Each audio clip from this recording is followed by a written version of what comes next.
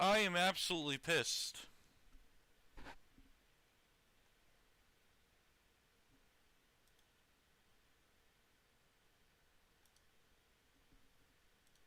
Okay, well, that was a fucking... Okay. I absolutely hate the computer at times.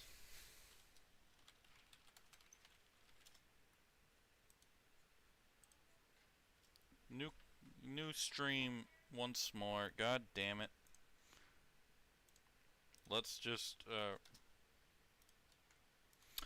the goddamn computer fucking accidentally touched the wire and then boom, everything's gone, and that's a bit sad. I'm a bit angry. Yeah, the most of the people are with their family and friends. It's Thanksgiving. I don't have that. Thanksgiving was for me was yesterday. I celebrated it with my family. It was actually really fun. You're an Australian, of course you don't celebrate American holiday. Some guy, I remember someone asking me yesterday, what do other people celebrate? Do they celebrate Thanksgiving? And I was like, no.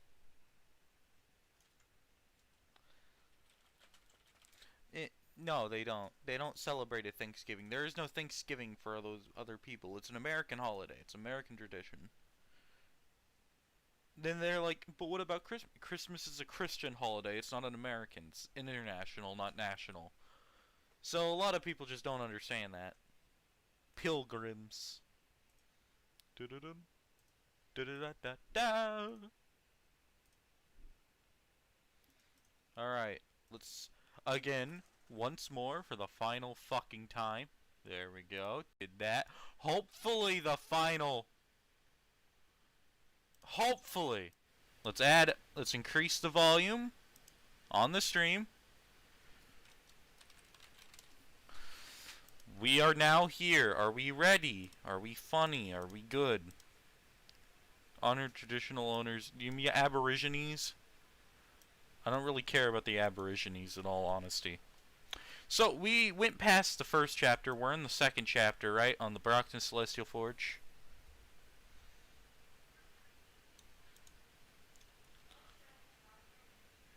You know, 76 chapters. Lord does some quick as fuck work. Also, screw you, Opera GX. You're not my default browser, and you never will be.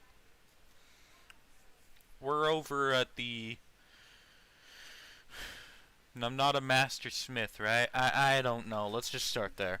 I am not a master smith, not by any measure. As such, the product of my morning's labor in the workshop would not be winning any design, beauty, or craftsmanship contests. Just got to Somers Rock. Yeah, it only took us 7 chapters, each one being promised the next one will be Somers Rock. As such, the product of my morning's labor, whatever, it consisted of... Oh wait, we're a bit past that. Okay, here we go. My first Tinker Power...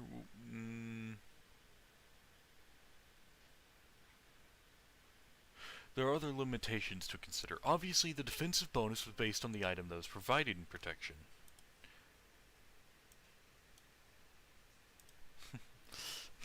If the details of this power got out, it would be relatively simple to target or otherwise focus on removing that item.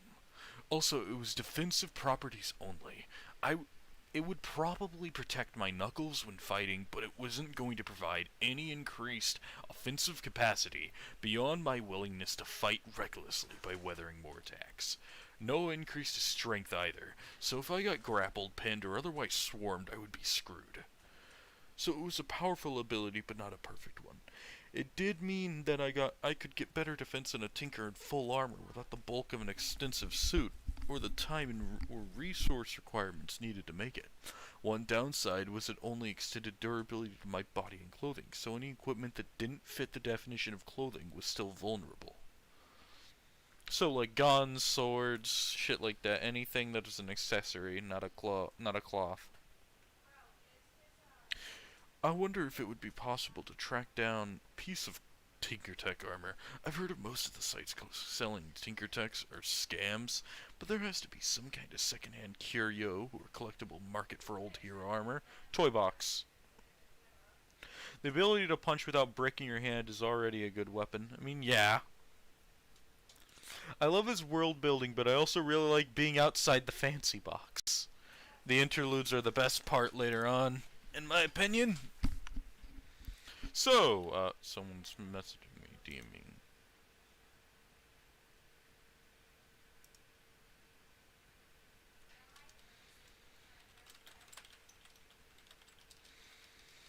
So, wait.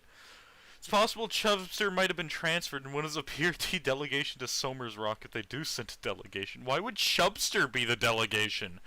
I'd assume they'd send in someone with a passive thinker power. Or someone like Chevalier. Who does have a passive thinker power, but, like, still. Someone who's clearly... It's definitely not expected to see Chevalier there, either. I mean, he's not even the local head of the Protectorate. And as much as throwing people off matters, Chubster still isn't someone... Why not someone already in the Protectorate? Yeah, Chevalier. The guy who leads New York or something? One of the places? I forgot which one he leads. It's not New York, that's Legend, right? Whatever the fuck. Wherever he leads. Alright. Let's going back to the reading.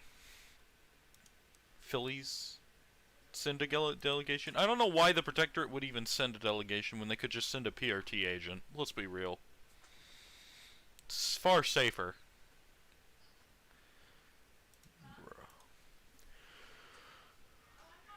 So wonder if that would be possible to track down a piece of Tinkertech armor. All I'd need is a piece of some kind of advanced alloy.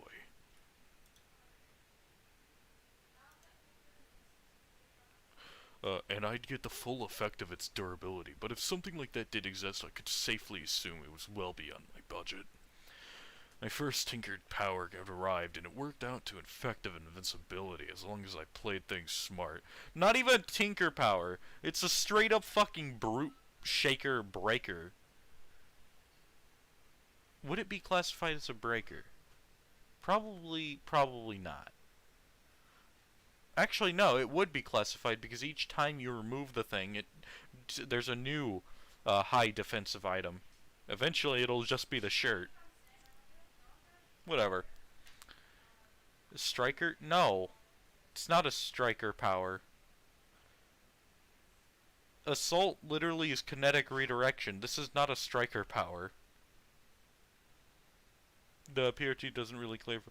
Yeah, but tinker powers do not just suddenly, oh hey, now you have an effect that just makes you fucking invulnerable. That is not a tinker power. Anyone would safely assume that's a brute power. What's up? How you doing? Having a lovely day? You loveless evening? Looking at Thanksgiving at 8 p.m. Brute without strength or regeneration is a striker. No, it's a brute. A striker is someone who needs to touch you. A brute without strength or regeneration isn't a brute at all. It doesn't even exist. That's not even classifying correctly. A brute either has strength, has durability, or has regeneration. And all three of them label you as a brute. And one of them labels you as a brute. Live in Easter, we dot celebrate celery, thanks Guyven. Hello guys, I'm a huge fan of your videos. Look. Jockey. I swear, I recognize someone.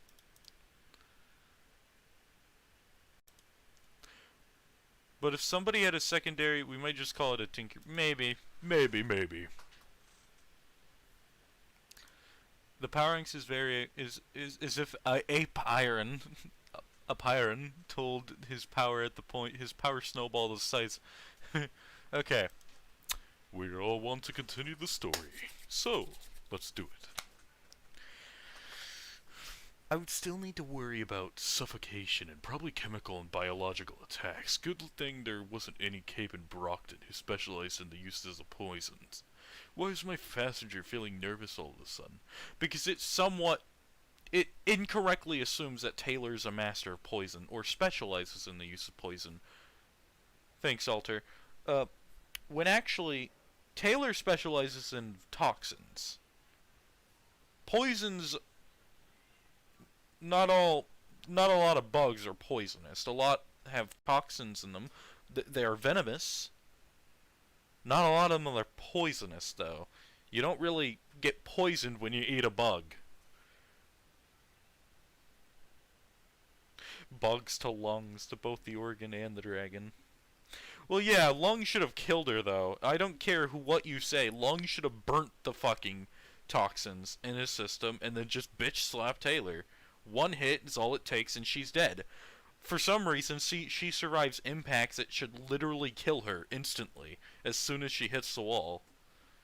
It's like the Force, shoving people across fucking walls and they just survive.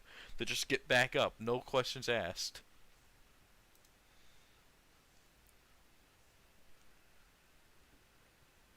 Taylor was was as surprised as surviving as we were. Well, no, we weren't that surprised. She was the main fucking character. No wonder she survives. Moving back into a little more. Why was my passenger feeling nervous all of a sudden? Maybe it would be good to go over some matchups. I got out my now seriously long in the tooth laptop, and what does a long in the tooth means? Long in the tooth laptop and logged on to the faux wiki. I'd gotten this. Wildbow is very dark. He just really hates he just really dislikes understanding logic and reason. That's why he makes Endbringers supposedly galactic en masse, even though that would literally tear them apart if they actually tried using portals to grab all of that. And the fact that they break physics by existing, and yet no, they don't apparently break physics. They follow the physics logically. Makes no sense. Wild bows are wild blows are... yes. The floor here is made of floor.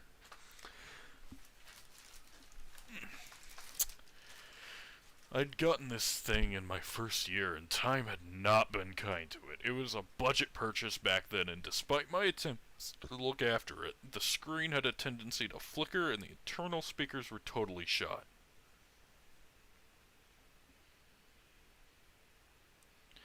Okay, pussy, come on. Throw your fans. Throw your fists. Let's go. Let's have a fight. You're gonna get your ass kicked, mate.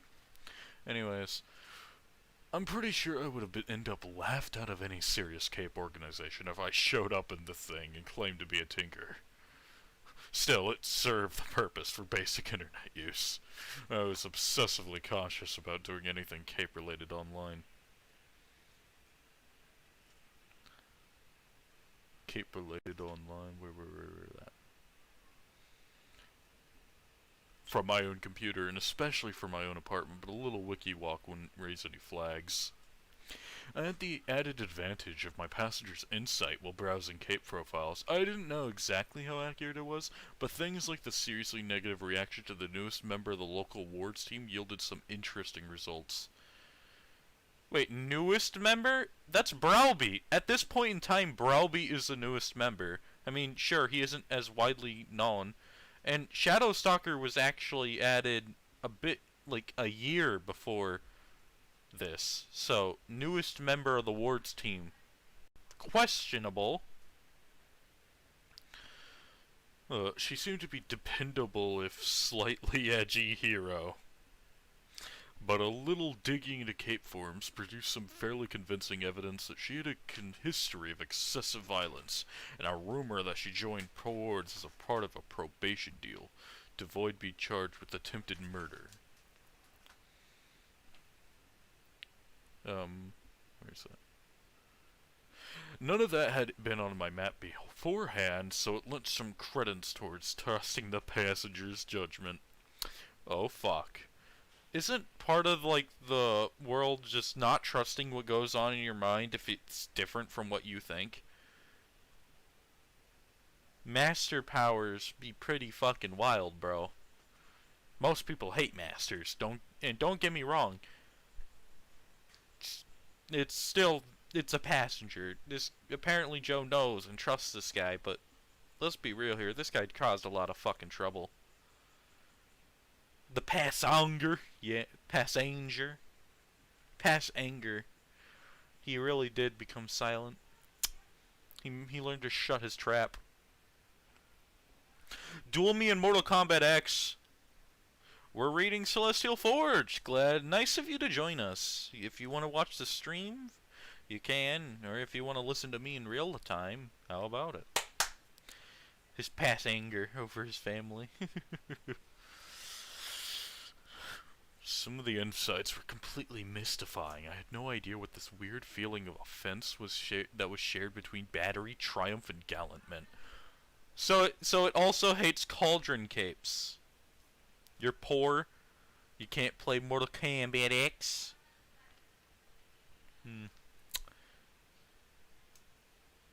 was similar to what he seemed to be feeling when I reviewed Faultline's crew and looked at the listings for Neuter and Gregor, the snail, though it was much more sympathetic for the Case 53s. Why is it offended over Battery, Triumph, and Gallant? Barely anyone knows that Triumph is a cauldron cape. Like, most people just completely forget he exists. Moving on to Battery, fanon-wise, all people know of Battery is that she's nice. And that she's the cauldron cape. That's pretty much fucking it. They didn't earn their powers. Yes, they did. They earned their powers by purchasing it. Triumph had to give up so much just to become a superhero. He had to give up his baseball shit when he became one. Moving on to other things. It's far nicer to not have people so fucking traumatized. I would disagree with this passenger just because of that fact. That to earn powers, you apparently have to be fucking traumatized to a point that you're not even worth them anymore. You're no longer the person you once were, so why do you have them? Why are you offended over people getting powers from a bottle? They had to basically sign themselves into debt. Also, they're now literally at debt for the most powerful organization in the world, so not even just this world only. It's all worlds, pretty much, of Earth. Cauldron runs them. Not very nice to be under their employ, you know? Okay. Moving back onto the story, let's go. Once more. Any browsing of reports on New Wave triggered a mess of emotions. Mostly concern, fear, and compassion that spiked when I focused on Panacea. Fuck this bet shard. I would literally throw Panacea over a mountain. Fuck that bitch. I don't understand why people love her so much when she's such a fucking bitch. Hey, does anyone not have their perception of Panacea warped and twisted?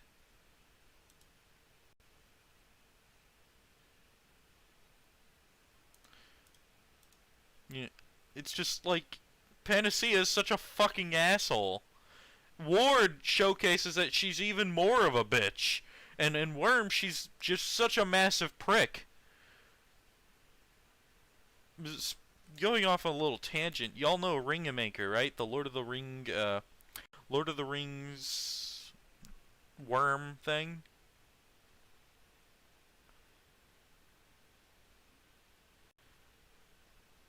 The Lord of the Ring worm crossover Ringmaker. For some reason, Panacea was given the unbowed ring. Bullshit. Arms Master's in the same city. Not only is he a far better candidate, but Panacea was literally about to kill herself. I don't think the ring wants to be used by some fucking prick who literally just is about to kill themselves because they're not going to revive somebody. True biokinesis means that you can revive people. I don't know why Panacea isn't doing that to Glory Girl, but Glory Girl dies in Ringmaker. It was not even a really climactic death. It was a stupid death.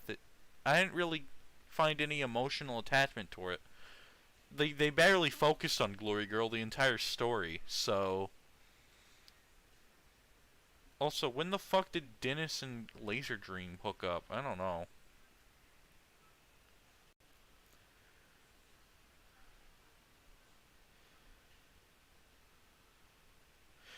She can't bring them back. She was literally about to hop off a bridge. I don't care. I don't think she would even think of that. If anything, she would probably bring Glory Girl back just because of emotional attachment.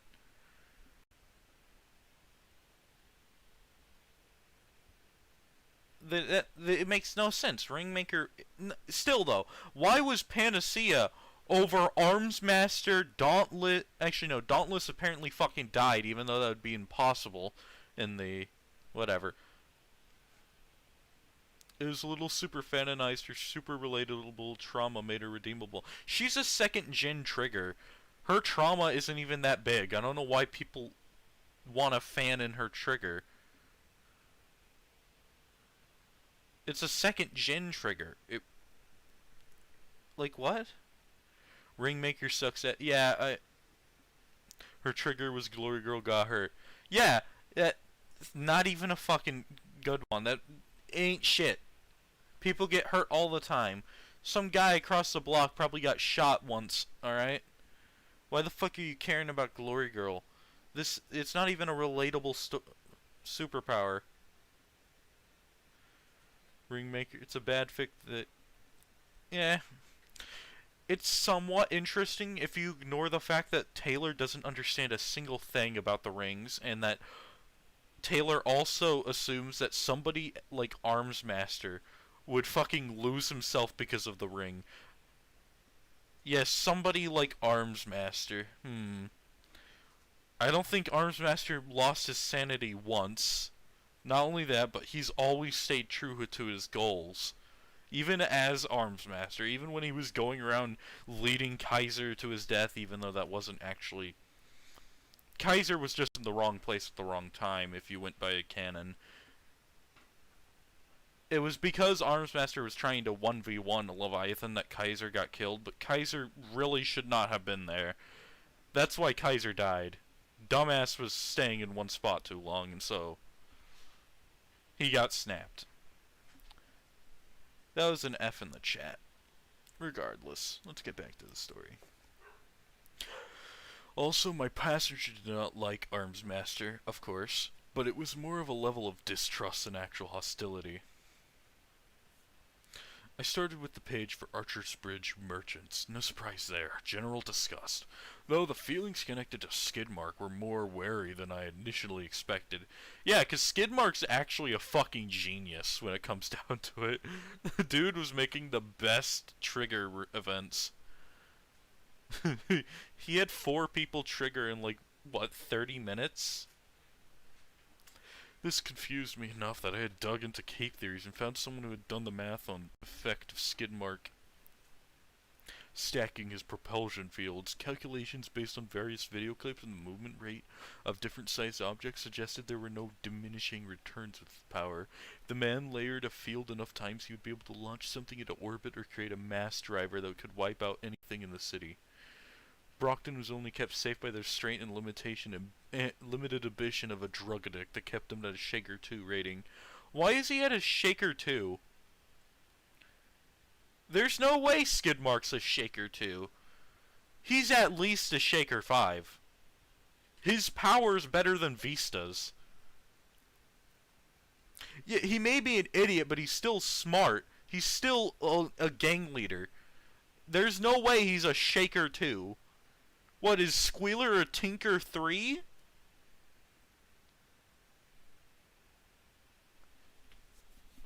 Skidmark's not a dumbass. Skidmark is, like, still very smart, considering that he's a drug addict and he's leading a gang, properly even.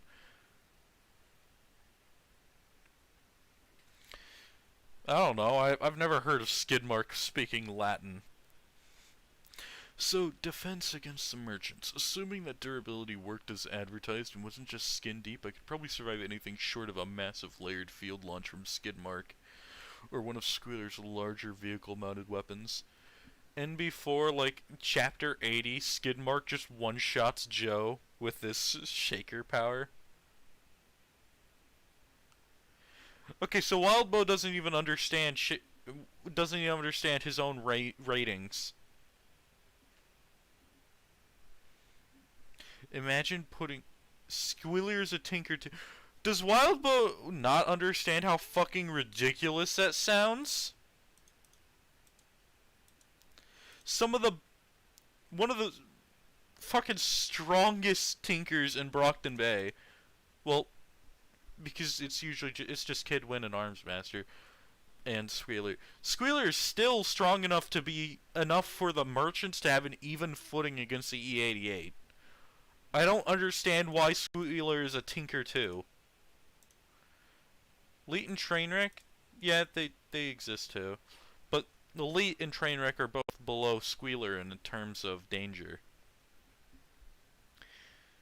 They downplay villains to make people feel better. Yeah, but Squealer is literally driving invisible trucks that can fucking shoot massive blasts, just to disintegrate people, okay? Fucking plasma cannons.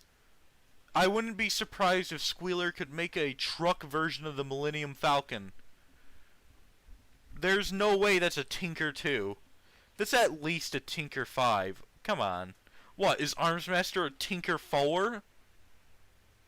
And Hero a Tinker 6? What the fuck is this stupid ass measuring system?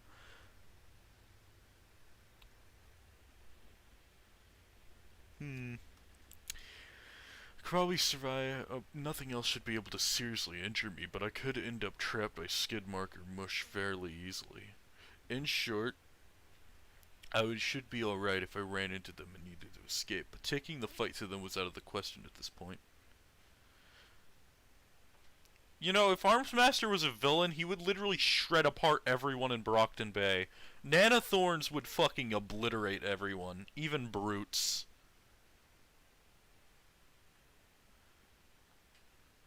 You know, I put more work to stop her. Isn't that the point, that you want to stop her? The merchants don't care about the unwritten rules. And also, they literally were devising trigger events, pretty much. Yeah, the merchants are really infesting the city. The PRT should have dealt with them. And if Skidmark and Squealer are Tinker and Shaker too, then the merchants would have been dealt with if the PRT sent 2 squads. Hell, 1 squad by their rating. Not even considered a gang. They are still a gang. Saying they aren't a gang when they clearly are. They're like the biggest drug smugglers in the Brockton. Still led by Skidmark. My god. In short, I should be alright if I ran into them and needed to escape, but taking the fight to them was out of the question at this point. Can't wait until Scrub triggers. His power's interesting. I looked into the ABB next. Asian Bad Boys. Lung would be able to scale to a point where he could literally rip me apart, but if I kept fighting long enough to reach that point, it's my own fault. Base form Lung is a brute 4 and is capable of rending steel, as well as turning steel white hot, so no, you're not surviving even base form Lung. If he's ramping up, you've already fucked up, pretty much. As far as I could tell, I should be able to endure most of Oni Lee's arsenal. No. Your steel bracer is not going to survive frag grenades. Real life steel walls get torn apart by enough frags. Usually 3. If they explode right next to it. And that's just ignoring the more esoteric grenades Oni Lee no doubt has. Providing he doesn't shove a grenade down my throat. It doesn't matter if he makes his armor thicker, Eternal. Frag grenades in real life can go through multiple inches. Artillery is based upon frag grenades, and artillery can go through feet of steel. I don't think this armor is going to do shit. Eventually, thickening up the armor will also make it way too much to actually be useful. It's going to just decrease mobility insanely. The wiki page had been updated with a new member since the last time I checked it. They had a new tinker in the gang, Bakuda. The scream of fear from my passenger was incredible. I quickly clicked the link while trying to parse through the mess of emotions. Whoever this was, she was clearly bad news. This was nearly the level of response that Coil triggered. Why is Coil more threatening than Bakuda? What is this passenger basing threat off? Coil in no way is more dangerous than... Echidna still isn't shit compared to Bakuda. Bakuda could literally turn Brockton Bay into glass if you give her enough time.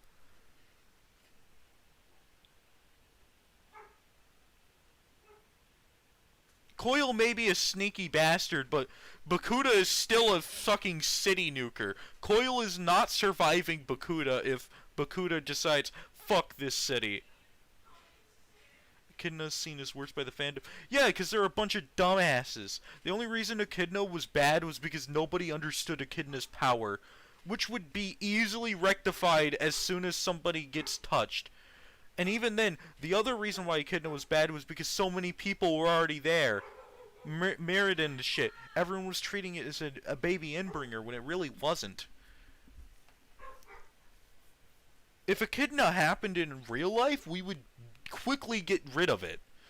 A single nuke would deal with it. Eidolon was just incredibly bad and got hit by Echidna, which led to how terrifying it was.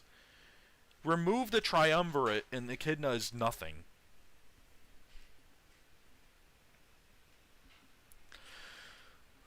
The wiki page was sparse, mostly focusing on her power assault on Cornell. Her activities with the ABB had been limited to a few appearances, mostly to show the flag to other gangs rather than any demonstration of new technology.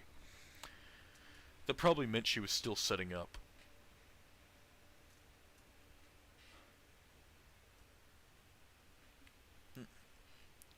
Coil may be fucking incredibly good as a thinker. However, the problem is Accord is better. In all honesty, Coil is only good because he knows how to use his power properly. His power, in actuality, is kind of fucking shit.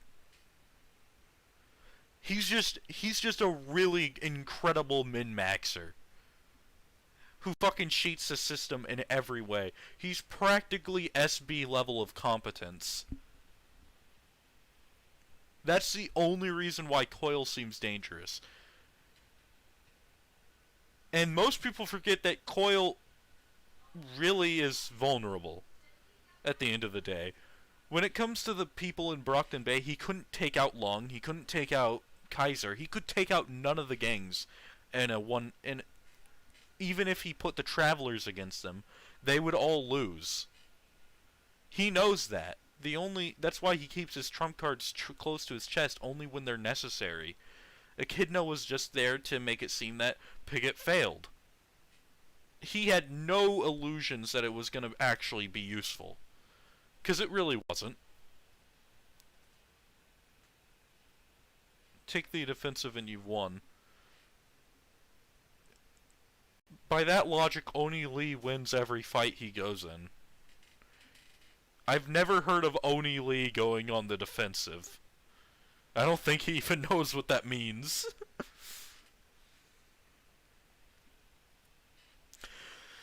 That probably meant she was still setting up. Not everyone carried around their workshop around in their pocket. If you plan to take on Coil, the offensive is not where you're gonna go. Because then you'll just get hit by the Travelers, and chances are you'll die to Sundancer. The defensive is actually a better play because Coil will try planning. Because that's what he always does. This gives you yourself time to plan. That's the reality. Coil may have double the planning time, but he still is making choices. And ultimately, one of those choices is going to be bad, the other is going to be good. He's going to pick the good one. He may throw shit at the wall until you're dead, but at the same time, each time he does that, it's not good for him. He's wasting time by doing that. He has valuable time, and it's a necessity. Simulations are good, but at the end of the day, he's really was stuck with a power that kind of sucks. What being said, trickery is what the only reason Coil exceeds so much is because nobody understands what he does. That's the reality. That's why he gets so far in Worm. But,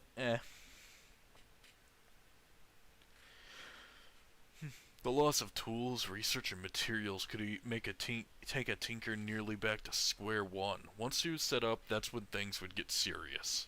There's a limitation to the fact that she still had to build consumable devices. I didn't know how good her manufacturing was, but if the ABB was willing to throw enough resources behind her, things could get messy. There had been something of a stalemate between the gangs for years, but every time a new cape showed up, they were flare-ups. If they were strong enough, then territorial lines would be redrawn, but things would usually settle eventually. Yeah, I don't understand that either. Whenever somebody shows off a tinker, usually they're already set up. And in the case of Bakuda, she doesn't even need a workshop. She's a chaos tinker.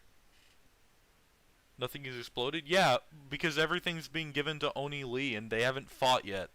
The ABB hasn't really been in that many gang wars with the parahumans. Whenever the ABB goes into motion, parahuman-wise, they fucking obliterate the competition. The ABB is the most powerful gang in Brockton Bay. Even Oni Lee and Lung by themselves could take on the entire roster of the Protectorate and the Empire. That's just how big of a force Lung and Oni Lee are.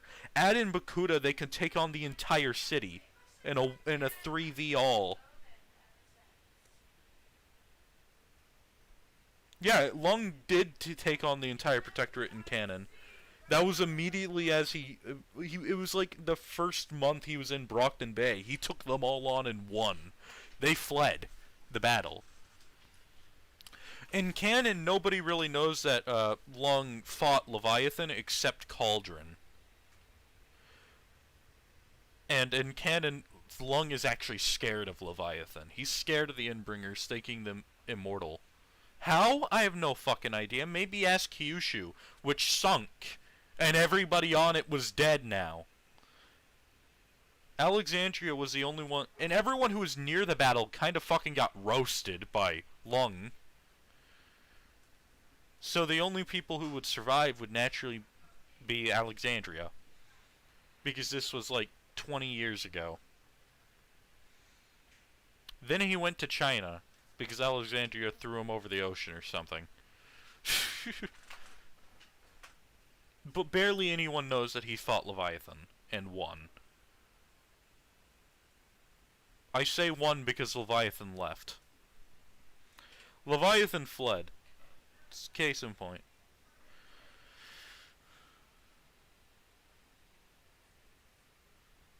Untime locked lungs situation. What does that mean? Alexandria makes no fucking sense. Wildbow really needs to get his shit together and understand how powers work. Endbringers are stupid. Alexandria is stupid. Eidolon is also stupid. How does his power run out of... whatever. Tinkers were different. They were a pure force multiplier. Tinkers were capes that didn't typically operate based on a limited set of powers, so counters were only effective to a point. Squealer was probably the only reason the merchants were still a proper gang rather than a couple parahuman thugs operating out of the part of town. Actually, that's Skidmark. Squealer's a fucking idiot. And as good as her vehicles are, Skidmark alone can bring the merchants into a state of, you know, infamy. Just like he did in Canon, where he just decided, yeah, fuck all of you, you're all gonna trigger here. Fight to the death.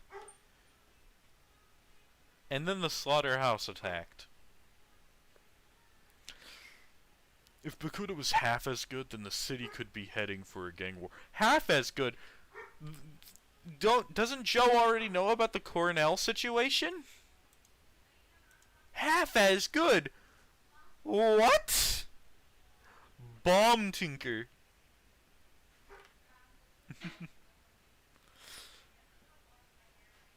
What is this? Is it a... Isn't that a meteor? A bomb that could do that would definitely not just magmify the crust. It would probably disintegrate everything near it. I don't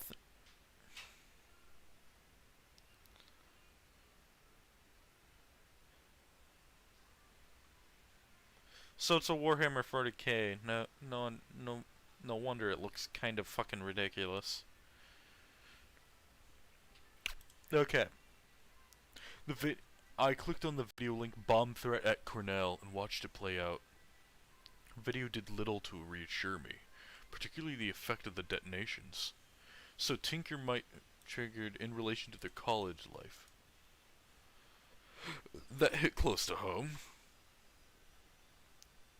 Well, she might not have triggered due to that, but somehow I doubted she'd make the college her first target if it hadn't been some connection to how she got powers.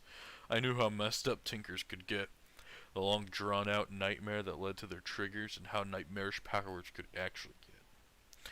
When I thought about what kind of power I could have, ended up with makes a lot of harder to sleep. The variety collage is a Tinker Factory. Alright, I remember a fic where Armsmaster said he was a ward, even though he never was. Armsmaster joined the Protectorate when he was an adult. He triggered when he was an adult, which is actually pretty rare. Most people trigger in their teenage or college years. Armsmaster triggered, like, in his 20s. So, that was interesting and also kind of annoying. I'm surprised we don't know Armsmaster's age. We know he's been in the Protectorate for like years at this point. Nearly a decade, probably. But what's his age?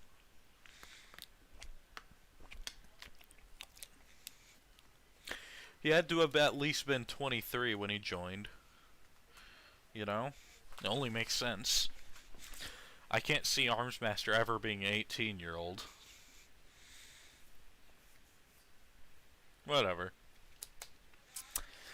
Knowing what I do with the variety of explosives types mean that she's an incredibly versatile tinker, or she has little control over what she's making. Knowing what I do about tinker powers, I'm leaning towards the latter. Unknown crafting is a dangerous combination with any tinker ability, but combine it with an explosive specialist and you have a nightmare. Felt my power try and fail to latch onto a moat from a new constellation. The rate of my reach wasn't growing wasn't constant, but it seemed to be getting faster on average. As the moat of power moved past me, my reach continued to grow in preparation for the next chance to get a new ability. Not for the first time, I thank my lucky stars. Whatever god had blessed me to allow this ability instead of the tinker powers. I'm actually gonna share this a little bit more. Hold on.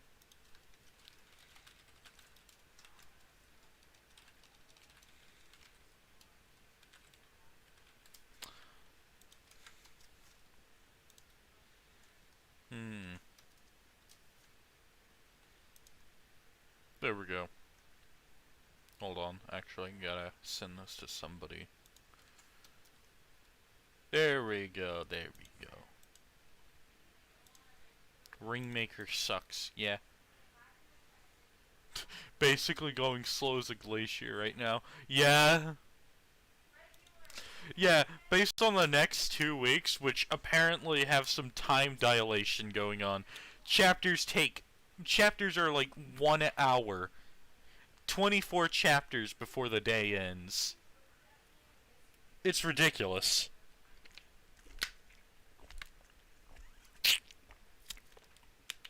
How does Lord pack so many things in one day?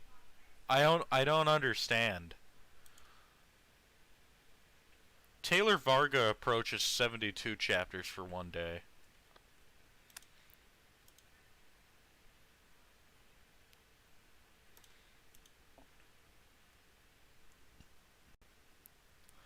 Would we have it any other way? Yes. Yes, I would prefer it any other way.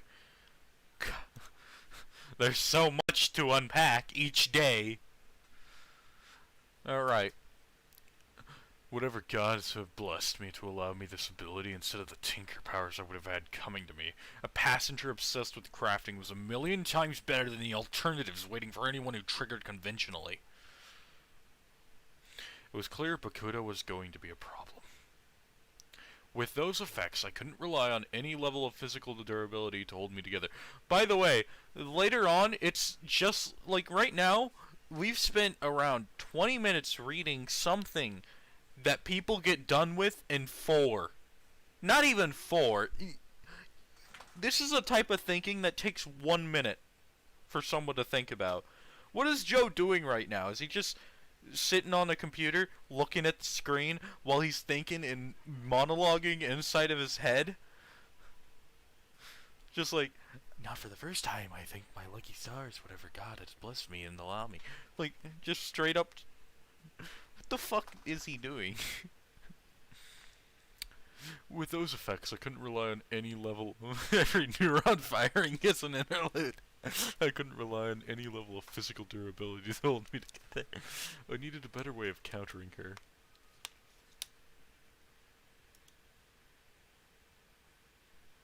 I needed a better way of countering her, or I needed to stay out of her way. Right now, that seemed like the best option. I navigated away to the ED88 wiki site. There's a common level of general disgust my passenger felt for all members of this game. The motions around purity were a bit more complicated, but no less negative. This is what I don't understand. Why do people keep thinking that purity is just gonna end her racism? Apparently so. They have their own wiki. It must be a Kaiser plot. Anyways, why the fuck do people have this unreasonable expectation for somebody born and grown up with racism, who is far after 25, where the brain stops, you know, maturing, because it doesn't need to anymore. How do you expect someone like that to suddenly change their ideals?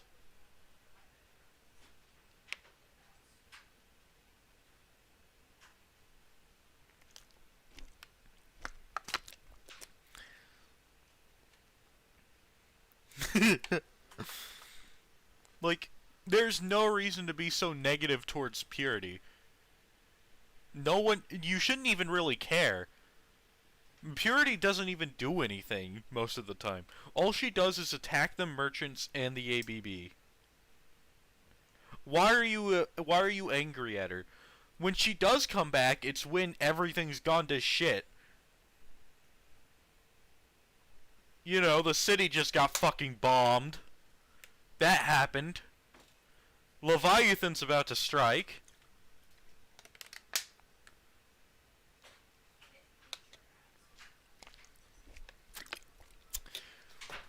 And all the people having this fandom perception that's like, purity is amazing. Who cares?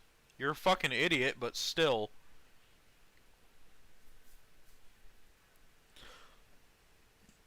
Miss Militia is the only MILF. Even though she doesn't have a daughter or a son. The fandom want purity to be their MILF. No, that's just mostly fan fiction. I've seen most of the Worm fandom, for some reason, has this unreasonable hatred towards purity. I have no fucking idea why. If you go on Reddit and you ask about purity and shit, they'll start making all these ridiculous statements. I remember one of them being, she's still a racist. No fucking shit. What do you expect? She's like, what, 42? 53? Something past that. If you expect your great-grandfather to stop saying racist things, you're gonna be dead disappointed. If you expect your grandfather to stop saying racist things, you're gonna be disappointed. Your dad, however, maybe he didn't grow up saying racist things. Purity did. Stop expecting people to suddenly drop their ideas and values just because they want to. That's not how human nature works, especially when they're over 25. The brain has stopped maturing. They don't have anything more. Then the rest of them just say, she killed people. Oh, okay. In what scenario does that matter? You wanna know who else has killed people? Lung. You wanna know who else has killed people? Literally everyone in Brockton Bay, pretty much. Every parahuman has at least killed one person. Miss Militia's killed people, child soldier. Dauntless has probably...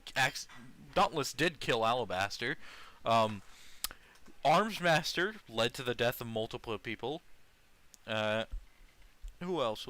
Triumph. Triumph fucking died, but he probably killed somebody. Somehow, I don't know. Browbeat probably killed somebody. Certainly got himself killed. Thing is, most adults are probably have killed somebody. Taylor kills so many people that there's an entire book on on what people she kills. It's called Worm.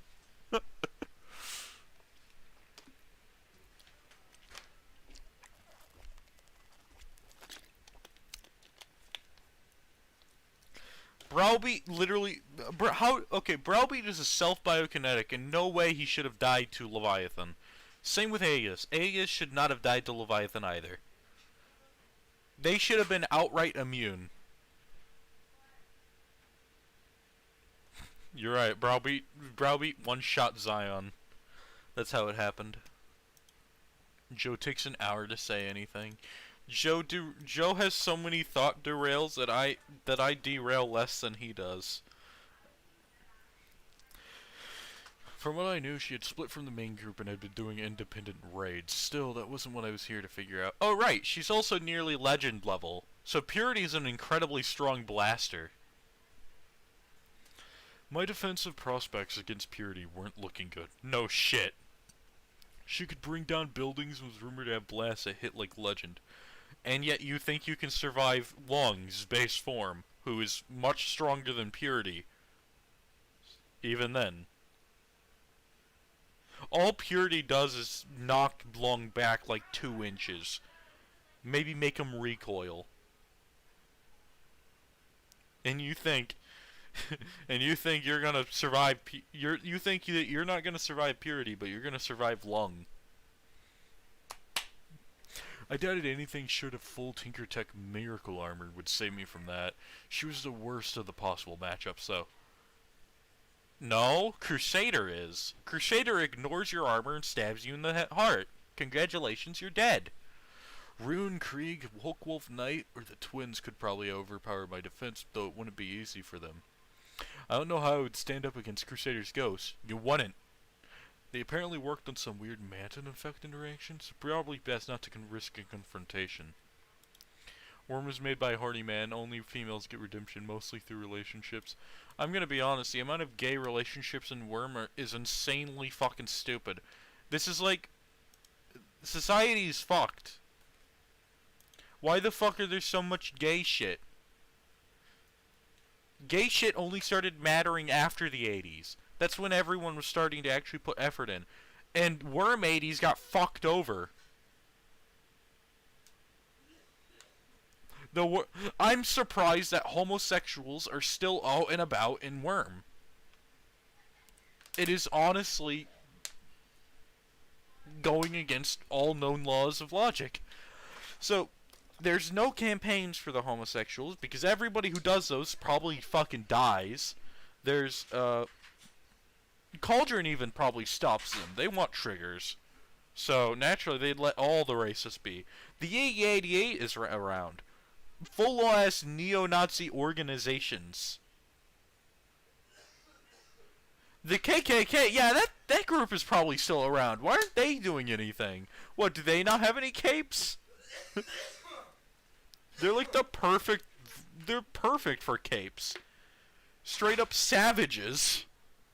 Going around murdering, crucifying, straight up doing things a Slaughterhouse 9 does. That's what the KKK do. Perfect for causing triggers. Why aren't they around? How the fuck are gays commonly accepted in Worm when all of this shit is going around?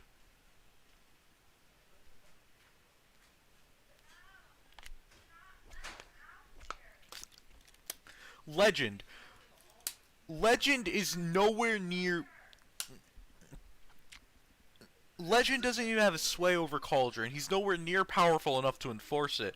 And even then, the groups like neo-Nazis and KKK, they'd probably make a statement about it. And then beat the fuck up about those homosexuals who throw themselves out of the closet.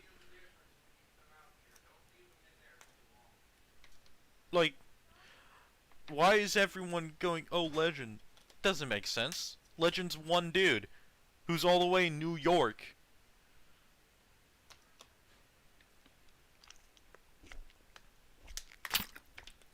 The Earthbet government is more dumbass than ours. They gave the PRT unlimited power, pretty much.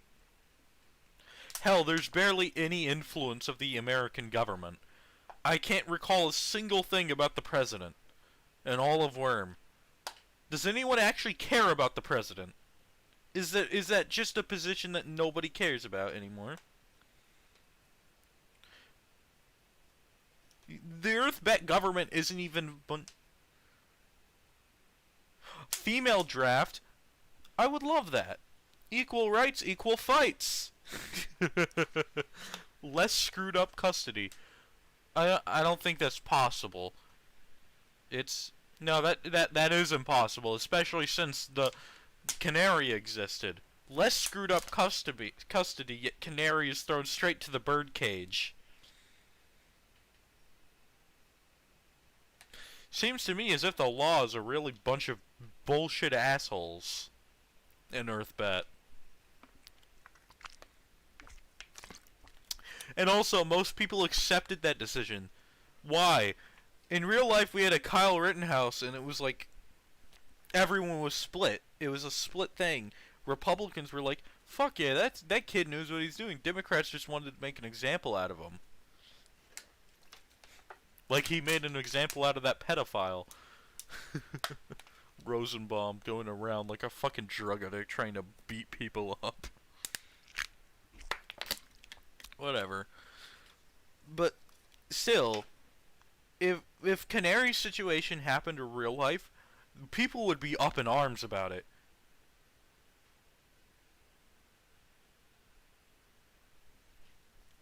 I'm surprised no one was going around with guns, gunning up capes and shit. That's also something surprising. And don't you even dare say Cauldron. Cauldron would have no way been able to do that. There's no way Cauldron would have been able to stop that, even with Path to Victory. You know how fucking insane rednecks are? Them motherfuckers would have straight up went through Path to Victory, grabbed their guns, shot Contessa, then go out in the streets prowling with machine guns on their fucking automobiles.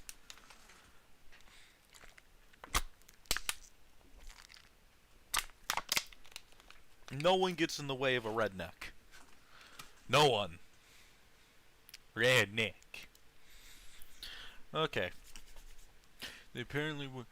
with Victor, it would depend on how much Othala juiced him up. No!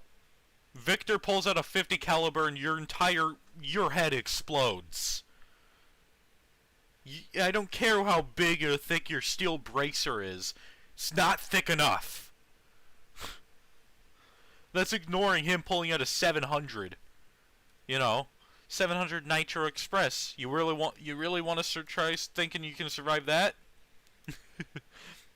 Victor is impressive. You go up in close quarters, he grabs you martial arts style and kicks your ass 7 ways to Sunday. And the longer you fight him, the more you lose your skills.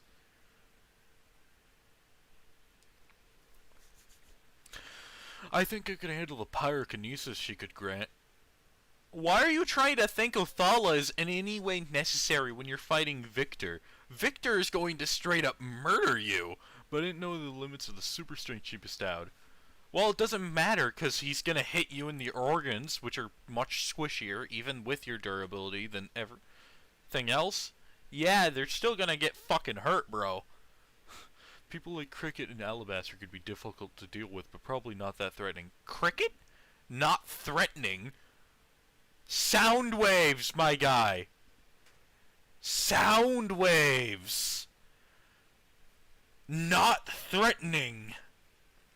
That's a take and a half, especially when you're using steel. An Alabaster not threatening, the dude could strap a landmine to himself and hop on you. I don't think you want that. Alabaster's Oni Lee without the clones and teleportation. He's still threatening as fuck. He may not be Mr. Smoothbrain, but Oni Lee was programmed to kill, pretty much. Comparing anyone to Oni Lee is kind of fucking stupid when Oni Lee could threaten Jack Slash. Oni Lee was a straight up assassin, and he was really good at it. Shame he died. Oni Lee was actually really cool. I probably had nothing to worry about directly from Kaiser. You have fucking metal on your arm and you saying you have nothing to worry about from Kaiser. I'm sorry? What the fuck are you talking about, my dude? Kaiser is going to fucking kill you. You might as well be wearing a giant neon sign, "Kill me now, Kaiser." Fucking, I probably have nothing to worry about from Kaiser. That's a take. From what I could tell, he had a limited ability to direct his blades through people. Without significant force, I'd be looking at a few scratches at worst. My guy, have you seen how fucking dangerous swords are to steel walls? If you're launching a sword at 60 miles per hour, it's going straight through. You're not surviving Kaiser. He's not talking himself up. He's formulating scenarios on how he can beat these people. Without significant... Of course, he would also have the easiest time capturing me. I mean, not really. You're saying he would have the easiest time capturing you when there's Crusader. Crusader will capture you easy as fuck. So will Krieg, in fact. Krieg also will have the easiest time. Kinetic manipulation is Krieg's field, and you're not getting out of that. Without significant... something I would be doing my best to avoid. Of all the major gangs that just left Coil, Mass Passenger's reactions had convinced me he was a threat, but not why or how. His wiki page still had no hint on his power, and just a few clips of the mercenary used.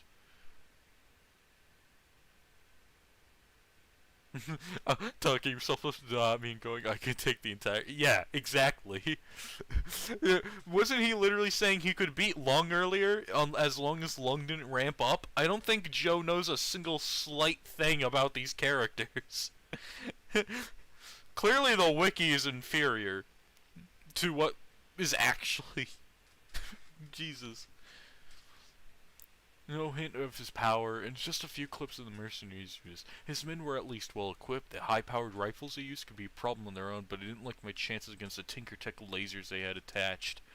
You should be threatened by the sniper. The guy who has a Tinkertech sniper rifle. Fortunately, they limited their actions considerably, and I wasn't likely to run into them at random. They covered the major threats in the city. I could keep digging through every third-string villain or hypothetical match against the heroes, but that wouldn't be a productive use of time. This guy's straight up ignoring Uber, Leet, Circus, and Fault Line.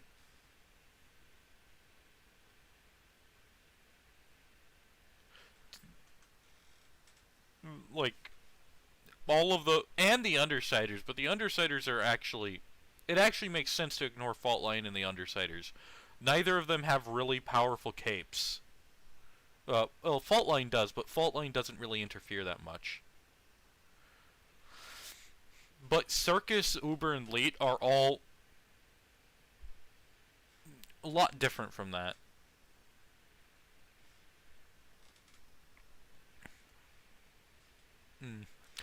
I could keep digging through every third string, but likewise, I decided against jumping over to the forums. That was a time sink I couldn't afford anymore.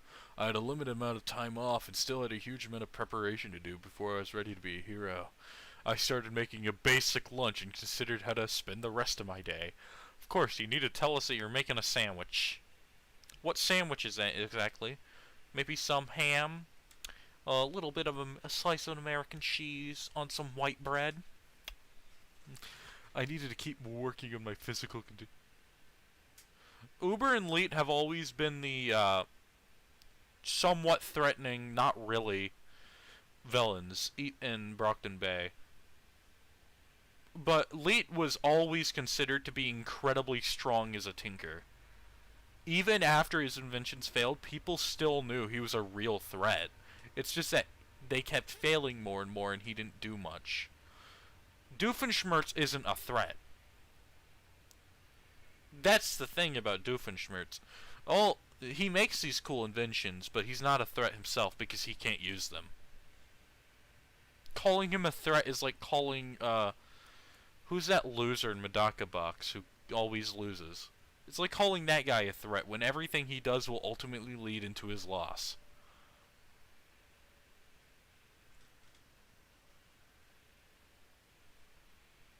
I had to be careful about overdoing my workouts, but I could manage that by lowering intensity and focusing on different muscle groups. I'd pretty much stolen my entire training and diet program from a fitness forum, and those places tend to have people shouting down any stupid risk in training. Well, yeah, but now you have something that basically makes your training worthless unless you start increasing it. You know, the fashion power. Misanthropic? What does that mean? I forgot.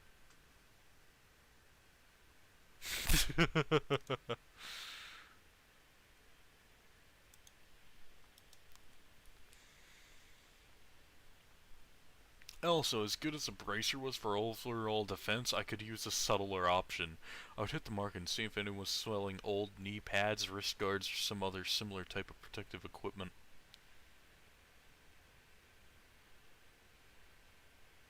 Yeah, let's go get something softer to wear around the city. Let's pan. Look, Joe, here's a simple solution. Nobody is ever going to figure out that you have a bracer on your arm that increases your durability everywhere. My Hero Academia? Okay, I hate Izuku. I have an entire video where I just basically call him Deku over and over. I hate Izuku as a character. He makes no fucking sense. But you will understand why if you watch the video I made. Izuku Midoriya. Yeah. Fuck that kid. Green hair, fat.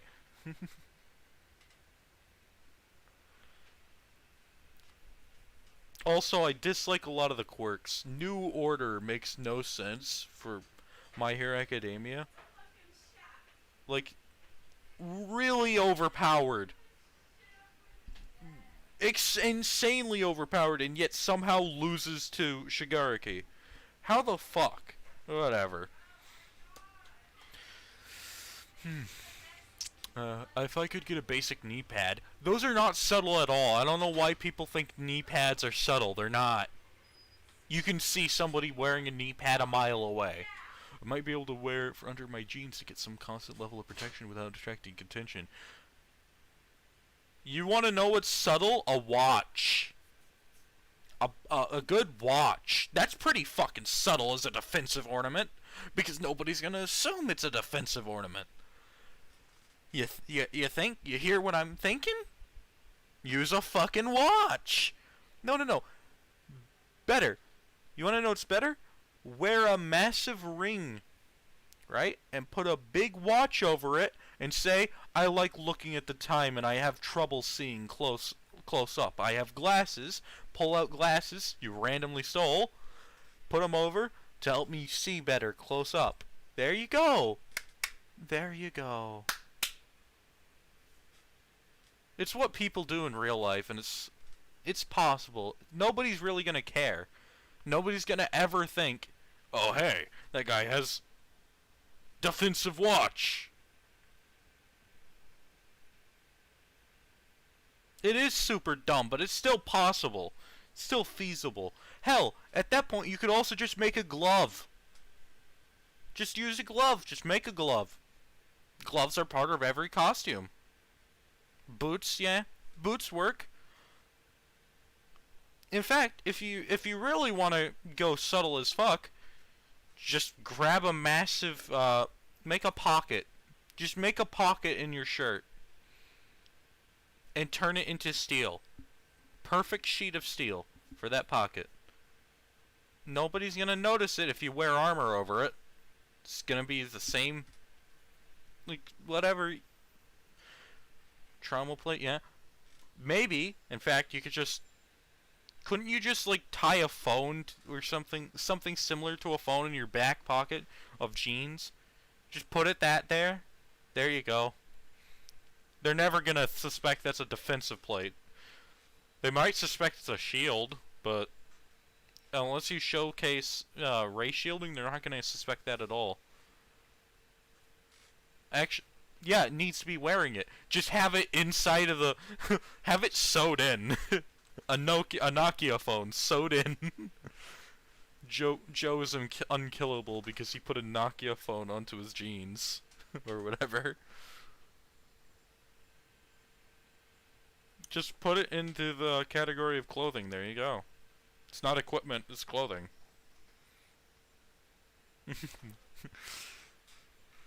Now watch him walk through everything. There's your unkillable effect. Backpack? Yeah. Just wear chains over your arms and say it's for style. There you go. Fucking look like Ghost Rider or something.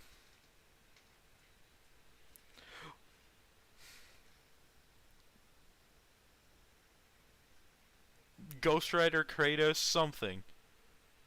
Goth punk look.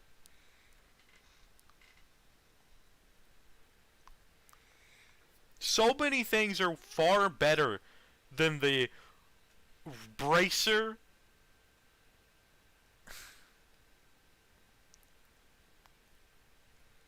Whatever. He was young then. Yeah, but he still doesn't realize it now, doesn't he?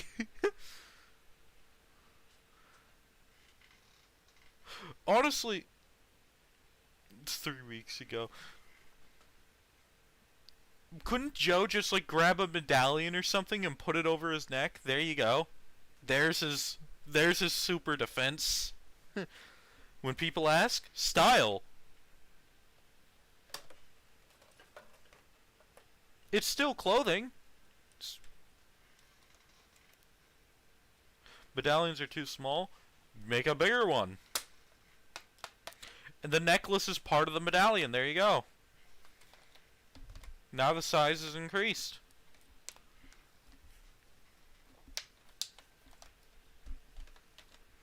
You love Jesus.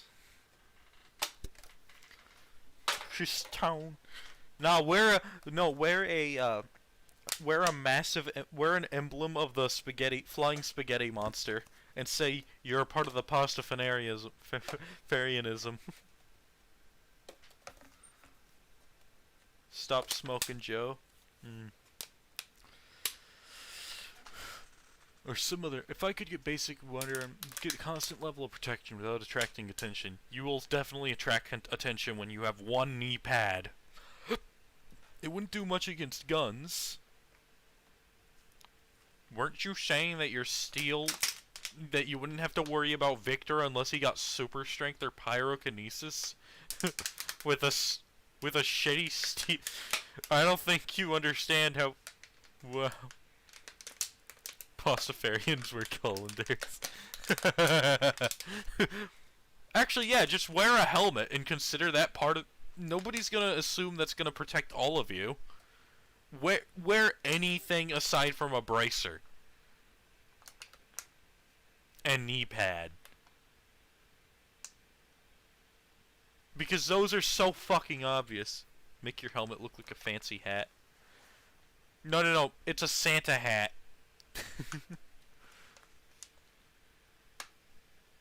Whenever you put it on, you get a...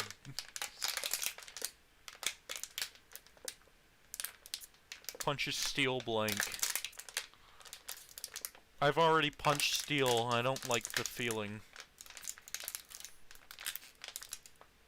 But I've never punched a steel blank. I have no idea what that is. Is that a bullet? Just dress as a knight. Yeah. Haha, your chest is now exposed. Sing! Just like slides up. An ingot of steel. I mean, I've punched a steel wall. Does that count? Also, what steel are we talking about?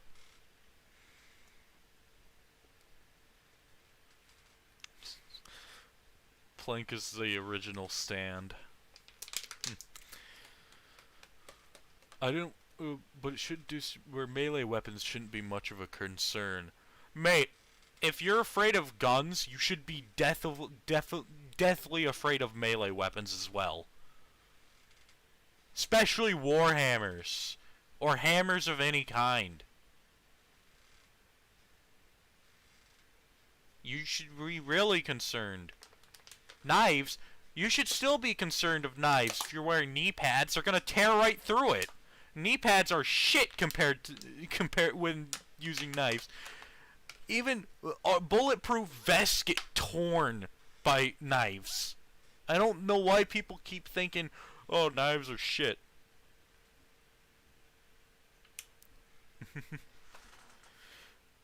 I don't want to get cake career because I'm short because of a mugging gone badly. The market would have to be my first priority. It was already noon and the stalls would have been set up for hours. They would already be pretty well picked over, so I'd need to go there right away to have a chance at anything decent. I wolfed down my lunch and headed out. Because of the nuances in Brockton Bay's public transportation system, if you were starting in the docks, it was actually faster to walk up to the market to take the bet. Hold on.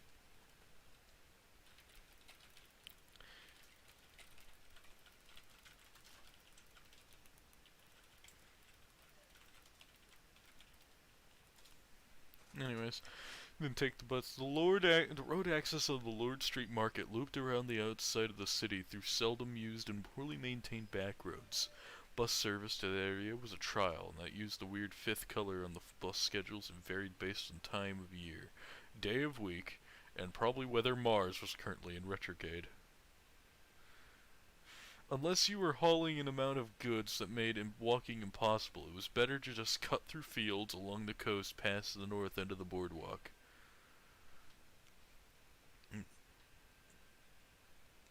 It wasn't a clear route, but it wasn't a route for anyone outside the city. You live here long enough and eventually someone will show you the shortcuts around abandoned lots. Abandoned lots, old industrial areas, and the weedy fields in no man's land between the docks and Lordsport. I'm gonna go to the bathroom. Be right back.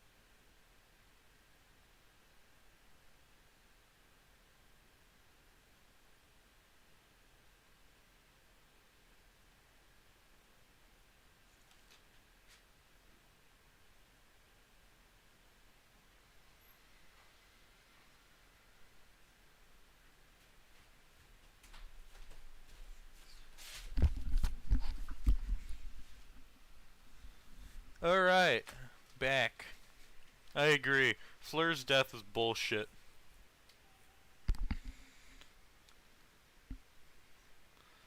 Fleur, whatever the fuck her name was. Anyways, the subtle. Yes, I did agree with myself. I was also restating. I say it's bullshit. It's a bullshit thing. There's still the odd business still active. Where am I? Oh, the boardwalk disappeared behind me with its designer boutiques and $12 ice cream. $12 ice cream? Jesus fucking Christ, what type of inflation is going on here? Yes, I know the SCP universe, and I hate its versus battles. But seriously, who the fuck $12 ice cream? I can get a fucking big old bucket of ice cream for $4. Where the fuck you getting this $12 ice cream? What is this? What is it? How many gallons is this ice cream, bro? What the shit? Tourist trap. Bruh. These guys need to go to the fucking Walmart on the other side of the town. Jesus Christ. Earthbet's economy makes no sense. Yeah, it's run by Numberman and Contessa somehow, even though it's absolutely impossible.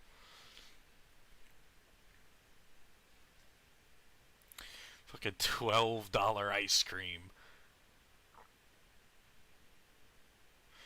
Yeah, but Eternal, this is Brockton Bay. The amount of tourists here, as many as there are, it's pretty fucking few. It's pretty fucking small. It's also a shitty town.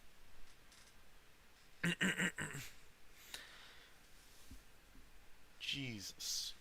These... I've never seen ice cream that expensive, in all honesty. Probably because I don't go to other ice cream places, but I just go to Walmart and grab a big old bucket of ice cream. Yeah, you would have to be gullible as fuck. Especially when there are options for $4 for some rainbow sherbet. Same size, probably even more, actually. Man, I love rainbow sherbet. Dylan's has some really good rainbow sherbet. Holy shit. Okay. 15 years ago, this would have been the heart of the city's industry. Lowe's port would have been running constantly, and the surrounding region existed to support and sustain the shipping industry. Since that dried up, the entire area has decayed to a shadow of its former self. There's still the odd business still active, probably too invested in their equipment to be worth moving, just profitable enough to squeak by. But abandoned lots and decayed buildings were a much more common sight. Oh, fuck. Okay. However, when you approach the market, you'll be forgiven for overlooking all of that. Gradually, the human element of the city started to grow, beginning with cars of people who parked further out to avoid dealing with the market that was the market's the nightmare that was the market's parking situation. Then the occasional person that had begged off the crowds for a smoke break. Begged off from the crowd. What?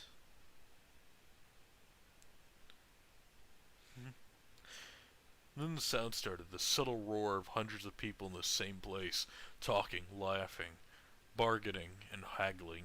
Subtle roar, huh? Subtle!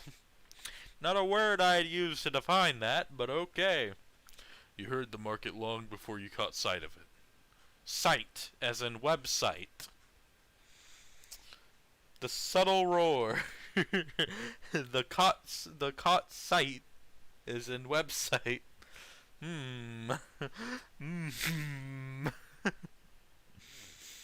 Something here's wrong. I can't quite explain it.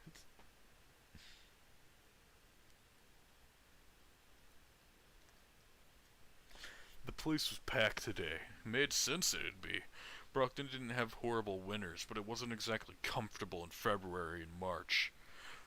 Oh no. If I was a conspiracy theorist, I'd say that March is coming to Brockton Bay. A clear Saturday in early April would be one of the first good outing days of the year. It looked like plenty of people shared that mindset. People running the stand seemed to have seen it coming, since there didn't seem to be an unmanned stall in the entire market. Started working my way through the crowd. Most of the stands I could skip after a glance. Handcrafts, surplus designer clothing, costume jewelry, vintage records, or artwork held no interest for me. Unfortunately, there wasn't a stall labeled "Loose Athletic Protective Equipment" that I could make a beeline for. Some people were selling old electronics and tool sets that held a lot of appeal, but I had committed to myself to holding back on the tinker scrounging until I had some crafting powers to work with. It wasn't that I was worried about being exposed. I'm pretty sure whatever hypothetical thinkers monitored purchasing habits wouldn't be tipped off by me buying an old gaming console and VCR DVD combo. The thing was, I have very limited funds to work with. I don't want to invest in electronics only to end up with a specialization in vehicle engines or chemistry.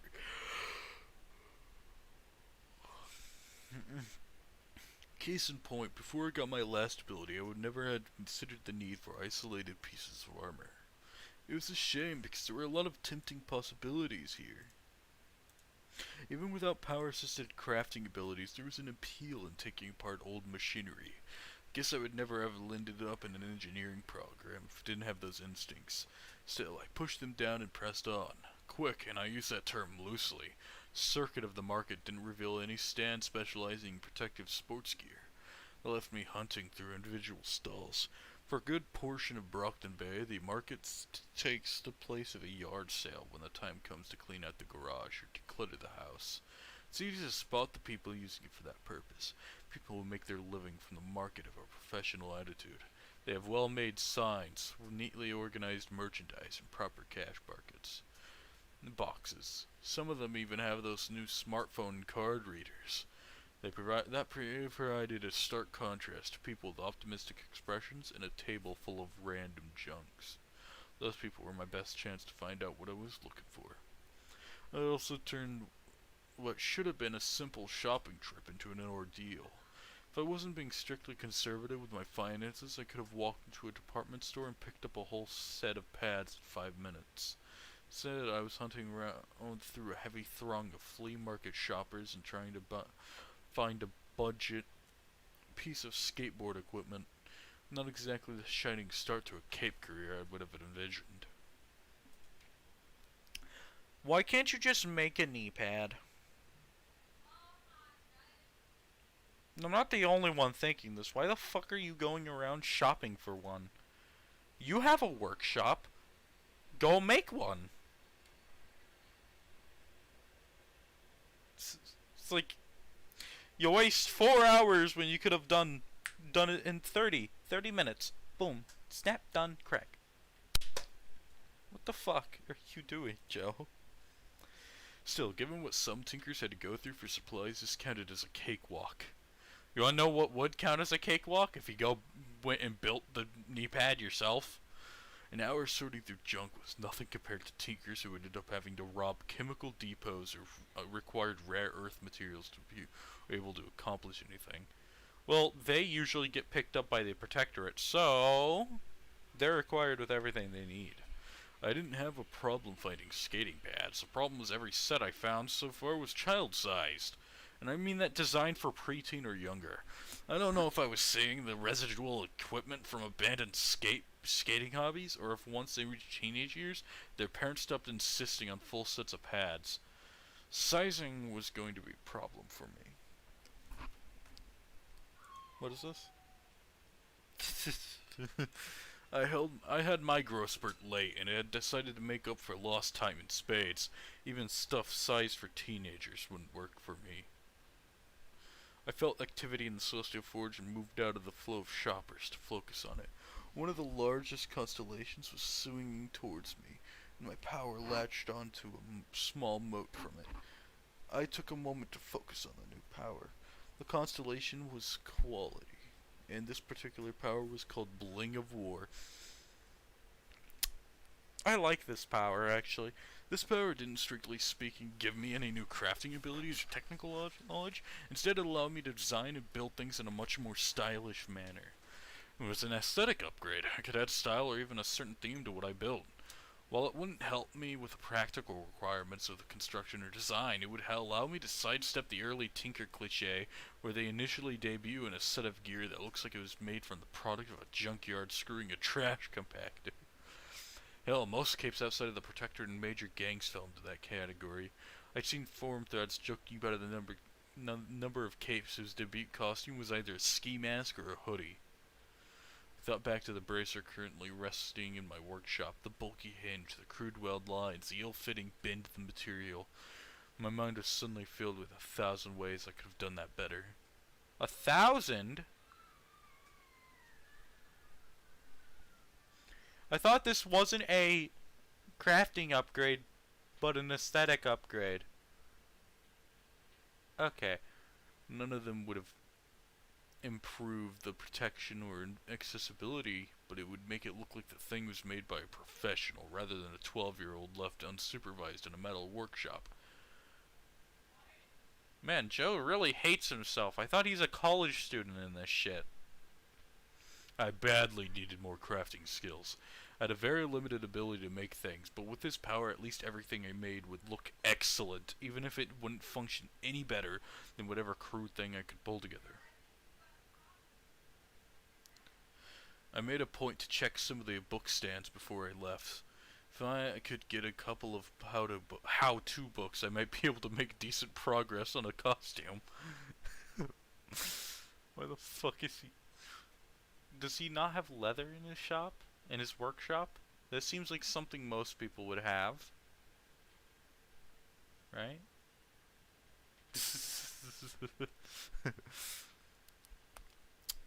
I made a point to check some of the book stands before I could left. If I could get a couple how-to books, it made me do... since my durability... So why is he going around acting as if he needs a how-to book? Yeah, how did that get missed? Leather is such a great...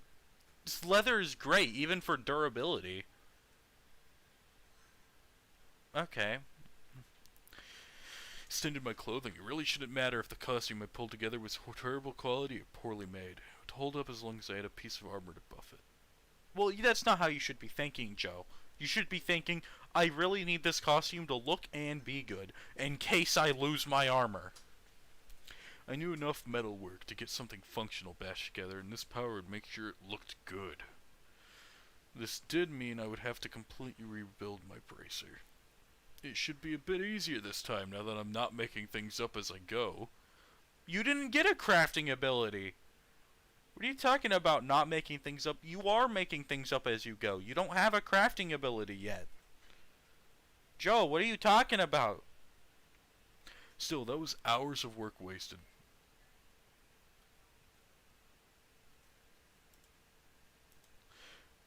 That's the life of a tinker, I suppose. It never stops. One interesting thing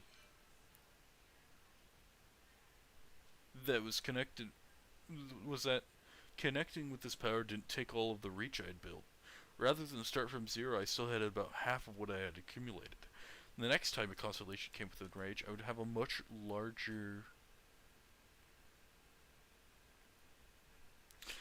much better chance of making a connection to a new power. It was an interesting aspect of the mechanics, and anything that helped me get on my feet was better, faster, was good by me. In the end, the best I was able to find were a pair of soccer shin guards. They weren't that tough, but I should be able to wear one without attracting attention. You know, all this talk about shin guards and knee guards, he does realize that leather is actually better for protection than even them, right? That usually these things are weaker than pure leather. Especially when it comes to knives. Leather is great against knives. Even if knives tear right through it anyways, the thicker the leather, the harder it is to do so. Leather is incredibly good and useful. Why is he just ignoring it? If he could have made, well, actually no, he doesn't have clothing. He doesn't know how to make clothing, but still, he could have tried. I mean, just make a metal piece and put leather in it.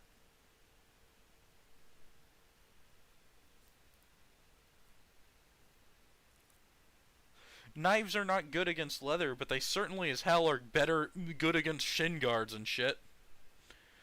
They're gonna puncture right through those.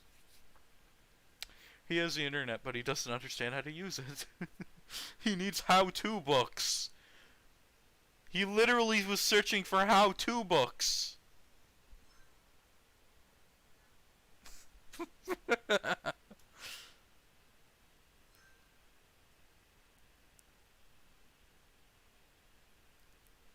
Born in the 60s. Next time, I have much better chance of making a new connection to a new power. It was an interesting aspect, whatever. In the end, the best I was able to find, soccer shin guard. But I should be able to wear one without attracting attention. Let's look at what shin guards look like.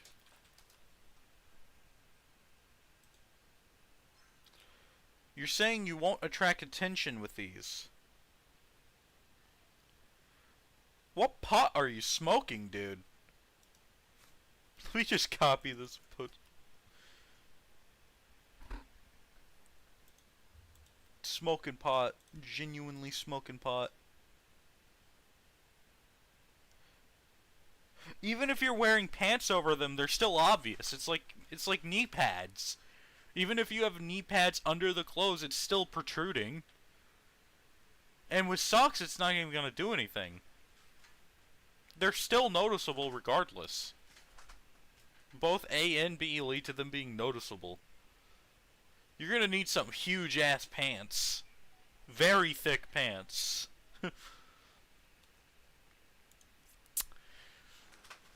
I could probably copy the designs and make something out of steel when I had the chance. Don't!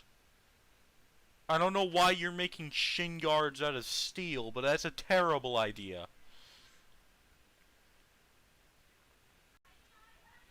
Which would give me better protection. It'd also ruin your mobility. Close to what I got from my bracer without attracting attention. Your bracer attracts less attention than shin guards. This is Brockton Bay. People wearing bracers are probably not to be fucked with. And most people wouldn't even assume you're a cape, just that you take self-defense seriously.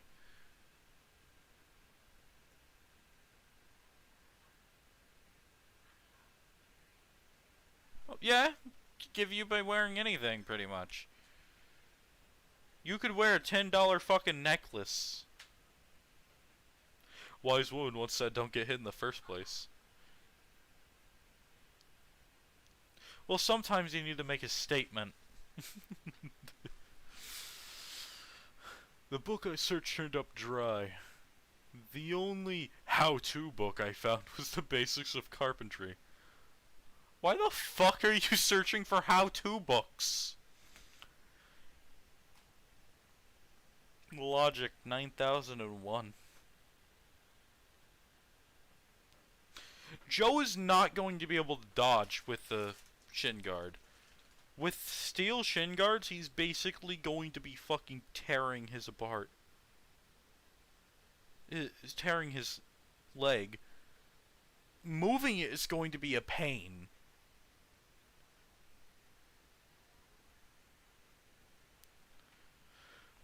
Carpentry. I would really do better at a used bookstore for that, and that's assuming I didn't end up with my power giving me enough technical knowledge to make everything in those books redundant. Foreshadowed. Wood is amazingly durable. There's wood stronger than steel.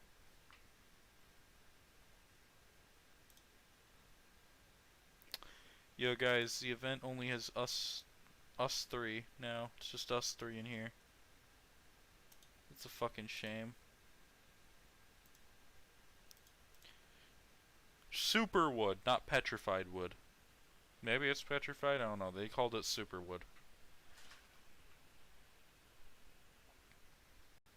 stronger than steel. Which, given with how materials work, that's so good up to a point. Like, isn't diamond considered the toughest or something? Yet it's really brittle. I hate how materials are identified and shit. Okay. Killed 2 hours and got a pair of shin guards out of it. Granted, they came out at rock bottom prices, but I had to get better at managing my time. You want to know how you could have managed your time better? Using the leather in your workshop. I actually had some projects now, considering I had crafting boosting power and a completely superficial one, but I also needed to get into the gym. I'd promised myself...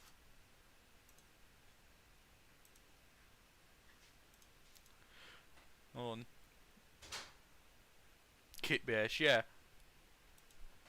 I promised myself I wouldn't let my workout lapse because of tinkering. Couldn't Joe just make like a fucking... You know those baseball caps? Just make that.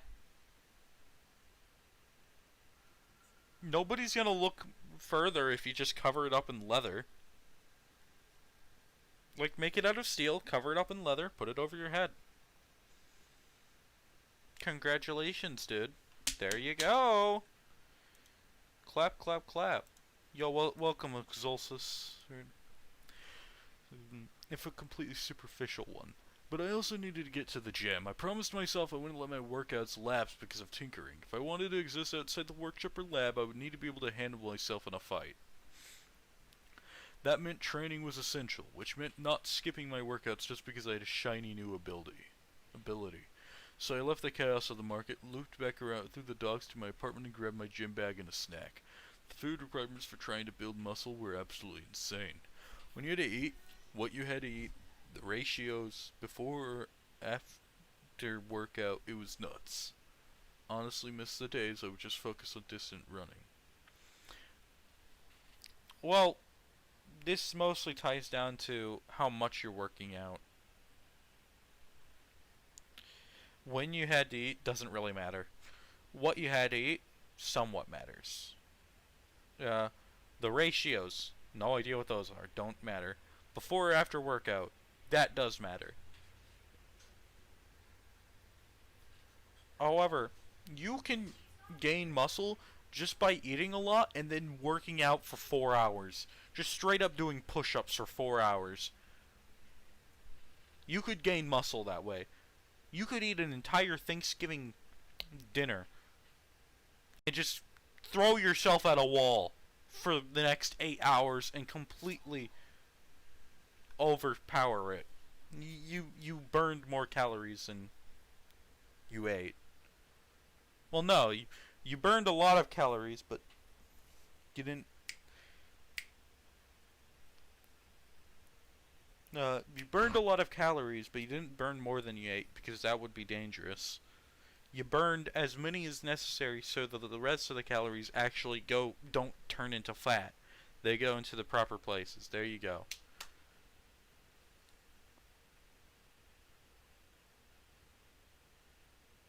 Yeah. Honestly, I should start actually trying to be healthy, but I don't really can't find the drive, you know? But logically, not barely anything he said actually mattered except for before or after workout. People can eat fucking whole ass chocolate bars before working out. Like, just chocolate bars. And then they work out. Like 12 Kit Kats. Or the PB&J sandwich. I mean, that's what the NBA do. They eat PB&J sandwiches. Sandwiches. A sandwich. What's your favorite sandwiches? Peanut butter and jelly is a classic you can never go wrong with.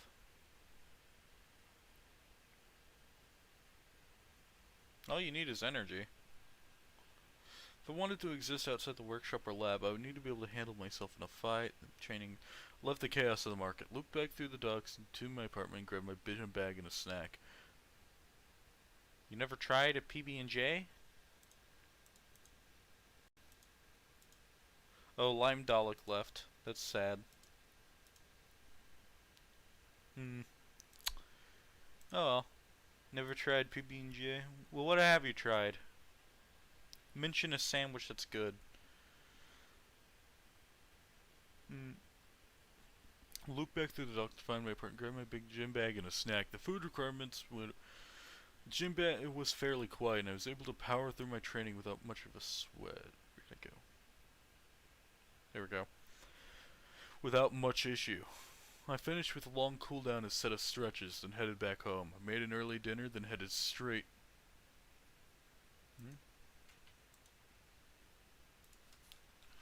Let's finish that one right there. Okay.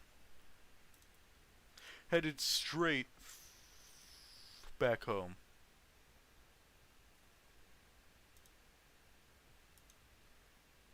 Well, yeah, PB&J may not be really healthy, but it's really good for exercise simply because of how it's just because of everything in it.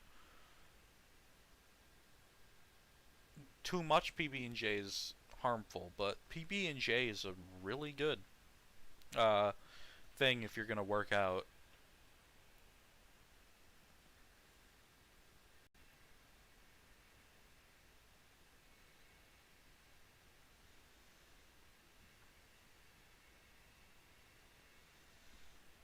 Okay. First thing I did was try to recreate my bracer. Fortunately, the stock of materials constantly refreshed. I don't know how it would be possible to deplete it with a major project. I don't know if it would be. But none of the light works I've done so far have made a dent in it. All the metals I've found in stock are basic stuff. Standard grades of steel, aluminum, and other metals. Wouldn't a cane technically be considered part of clothing? When you think about it? If you go for the gentlemanly look. He is aluminum. So, I don't know why he's having such trouble. Aluminum is very light, it's very durable, it's really good actually for metal, and has great heat absorption. He could just make a cane out of it. It's a good weapon. At the same time, it's a good source for the durability. I mean, sure, if he drops it, he'll lose that durability, but it's nothing anyone would look twice at, if you think about it.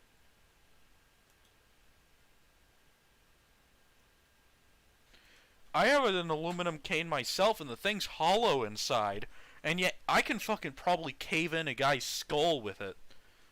I'm not lying, that thing hits hard. So, aluminum is amazing as a metal. It's better than steel in most scenarios. It's why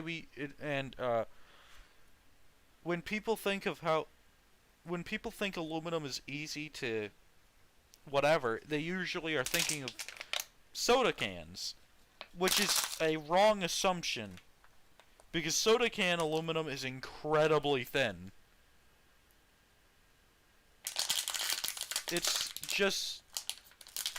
It's like nowhere near comparable to actual full-on use for aluminum.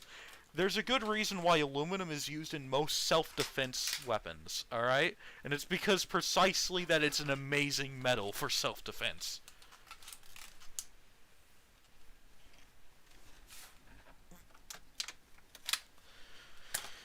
So, not only is Joe incredibly stupid, he's not using aluminum that he has at his disposal, he's using steel, which is incredibly bad for durability. If you're really wanting durability and mobility, you don't want steel. Most steel is hefty, heavy, and just not light. Aluminum has nearly as good durability, the thicker it is. And does the perk work with stuff that's not wearable? It works on stuff that it considers clothing, and I'd consider a cane part of someone's attire, you know? I wouldn't consider a cane an equipment for a guy who walks around with it while wearing a top hat and a monocle, you know? I'd consider that part of his outfit. Like, you know how people consider staffs in a witch's cosplay as part of the outfit. A cane is both an accessory and a weapon. It's considered clothing. It's considered part of the outfit. So not only is it amazing, not only would it probably, if you stretched hard enough, be considered for the durability, it'd be an amazing durability thing. You could go toe to toe with frag grenades actually, because of how thick you can make the cane. That's ignoring the size of the cane, so if we're really stretching the perk, Borge, this is Worm. Cane. Most people will be walking around with weapons, and a cane can go anywhere. If you, Shadiversity made a video on canes. He walked into a store with a cane. Nobody looked twice. It's because canes are just. Nobody really cares that you have a cane. They won't think you're disabled. A cane is a part of the outfit, as I said earlier. When you're trying to make it fit, it will fit. No matter how you try putting it. And with Bling of War, Joe has no problem with that. Joe will easily make it fit with him. Yeah, pretty much. Otherwise, it would be used a lot more, and it'd probably be used more than Kevlar.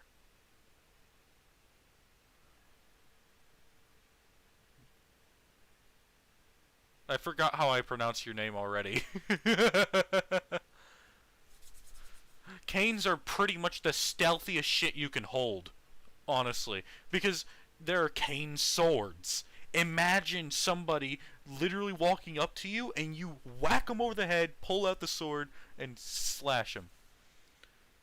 Oh, yeah. I mean, look at my name. How do you think my name is pronounced?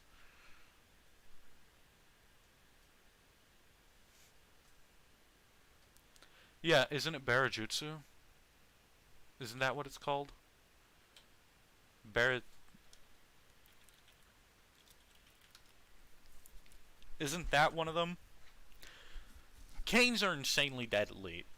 Like, think of a staff, quarterstaff. Think of those massive sticks that knock people out in one blow. Now, imagine all of that, but just think of a cane. They are basically the exact same thing, except one you can walk around in a store with.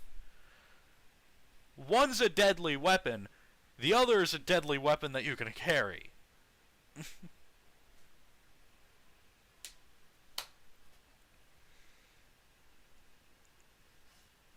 But yeah, if Joe just made a cane, a lot of problems here would be solved. You can carry a cane anywhere, actually. There's no law that prohibits canes anywhere.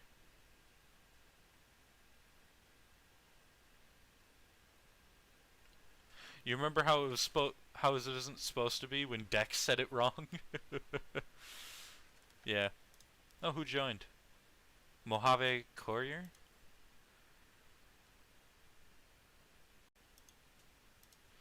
Well, yeah, but canes can't prohibit cane. Because courts cannot prohibit canes. It is actually illegal to prohibit canes, if I recall correctly, simply because of the potential necessity of a cane. Yeah, yeah, that. When you start limiting canes, you happen to run into the legal junction that everybody who is handicapped can no longer enter and is actually being oppressed because of your rules. Which is, for a courtroom, which is supposed to be government, that's kind of unacceptable. So you can go anywhere with a cane. Because the canes are just like that. Yeah, pretty much. It's a violation of the American... Still invested in talking to you. Still have to write 1,000 more words on your essay? Damn, Borge. That's gonna be an F in the chat. Anyways, my name's Nicolie. Welcome to this. I've welcomed. Oh, hey, Joseph, you're back. Okay, let's get back to reading. Enough about the canes and how Joe could probably use a cane for the durability fashion power. You were asleep? Hmm. Wait, were you here earlier? I know you were interested in the event. I forgot if you were here earlier. Okay.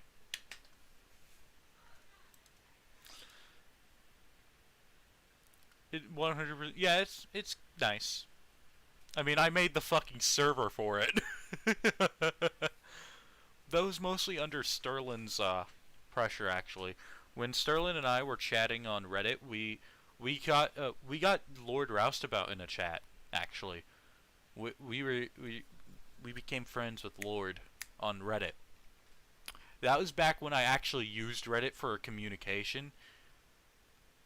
Like, I barely hopped on Reddit, regardless, back then. And I still don't. Reddit sucks ass. All of those people on Reddit who use it, most of them are fucking liars, frauds, or jackasses. And I hate Reddit for that exact reason. Moving on. We hopped in a chat. Sterling was like, you should make a Discord server. And I was like, okay. So I made a Discord server. I told Lord and Sterling about it. They joined. Lord then posted it on the Sufficient Velocity forum, I think, or Space Battles, one of the two. Maybe both of them. And so people started joining by the dozen. Now we have 1,600 members. There's your origin story for the Celestial Forge. The Discord server. I wonder what that anonymous guy who made the Celestial Forge power is doing right now. You know? Does he even know what this is? I have sheet and bar stock and a small supply of simple mechanical parts like hinges and latches. This motherfucker is going around making shin guards, yet he can make a full-ass cybernetic glove. Not cybernetic. A full-ass glove over here. God damn it. Why are you going for a knee guard when you can just go straight for something way better? Nothing high-tech or even cutting-edge. Aluminum and steel. No exotic alloys or treated metals. Nothing fiber-reinforced. Treated metals? Isn't that what steel is? Isn't steel a treated metal? He's, like, unable to do shit. No, he still has metalworking as a skill. He knows how to metalwork. He learned that through college. What? What's wrong? No exotic or treated metals. I'm still thinking steel is a treated metal. Yeah. I was like, wait a second. Isn't steel a treated metal?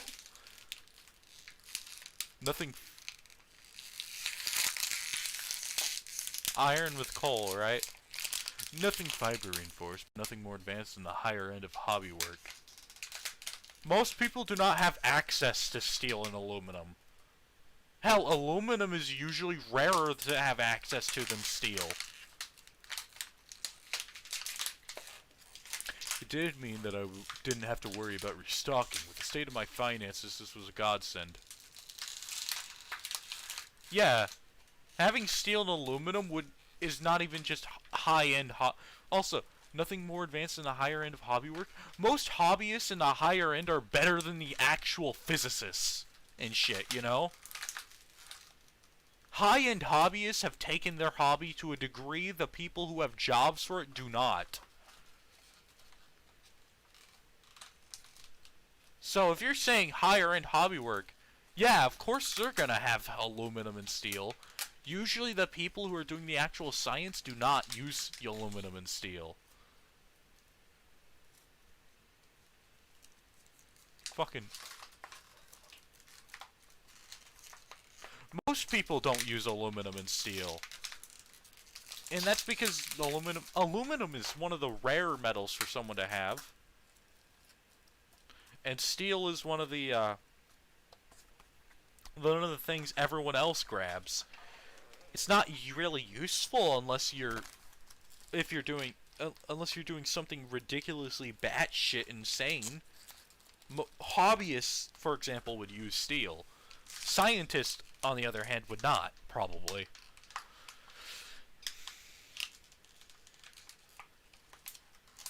Yeah, aluminum is... Joe is rich, actually. Joe could literally just grab a bunch of aluminum and sell it. Like, think about it.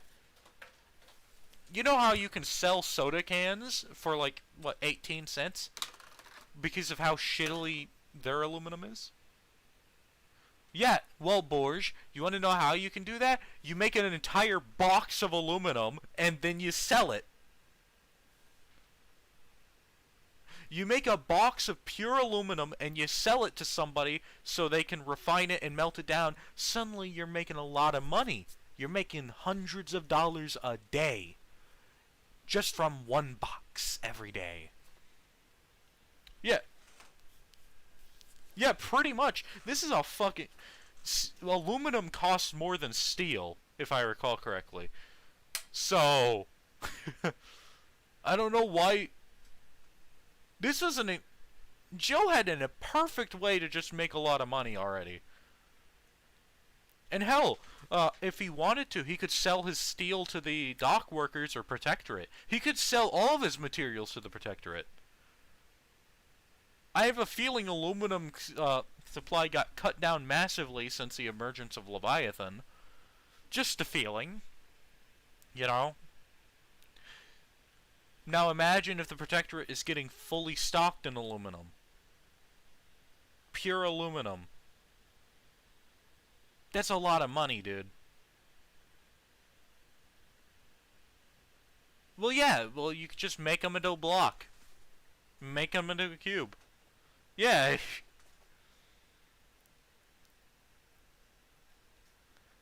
And aluminum is incredibly easy to salvage, so... I mean, that's why you can sell soda cans. He'll end up in a list, but he's selling it to a government. He's selling it to the government.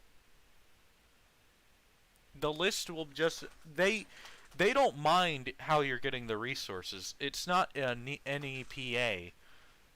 NEPA, or whatever. Scrapyard should be all over. Somewhat. I don't think there's a scrapyard in Worm. The listing would only... When you're thinking of listing, I believe you're thinking of like the NEPEA thing, which doesn't actually list him. It's a port town. Yeah, I know it's a port town, but I've never even heard there was being a scrapyard in all of Worm. Where is it?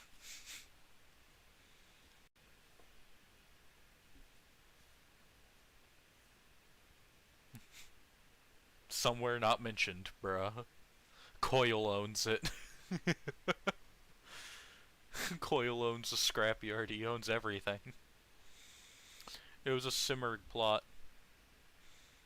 But, yeah, he could sell aluminum. Arms Master would be all over that shit, actually.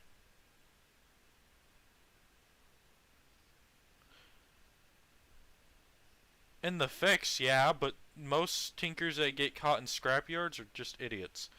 Armsmaster would love aluminum. Armsmaster's entire thing.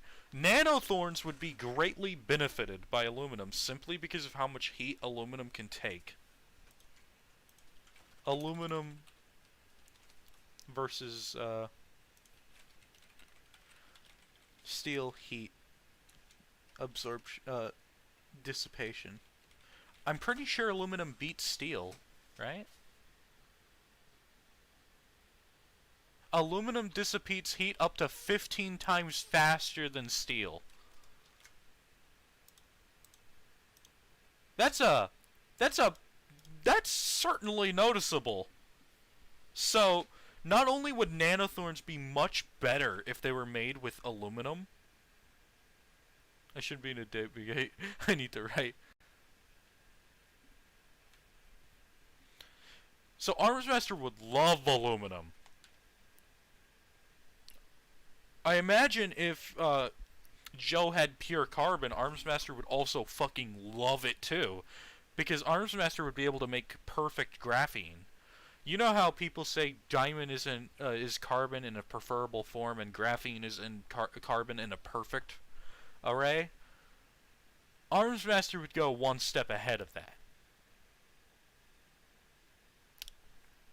I'm just surprised that Joe never thought of this.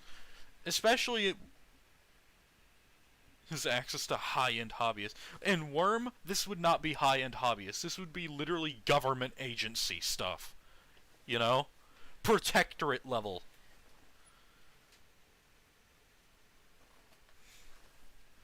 I don't think hobbyists even are that big a deal in Worm as they are in real life because of the Endbringers. Oh well. Did mean that I wouldn't have to worry about restocking. Also, what are the other metals actually? Does he have calcite? I know calcite's a metal, it's a soft metal, but it's still a good metal.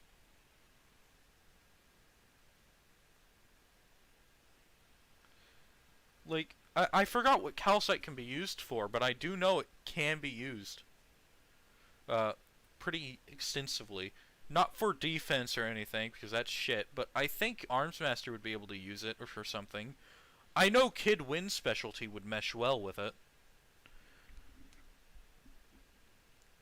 But calcite, what other metals are there that he has? Yeah, I know calcite's good in certain applications. Not great for defense, like armor and shit, but unless you want the flexibility and just don't care about how easy it is to punch through it, so...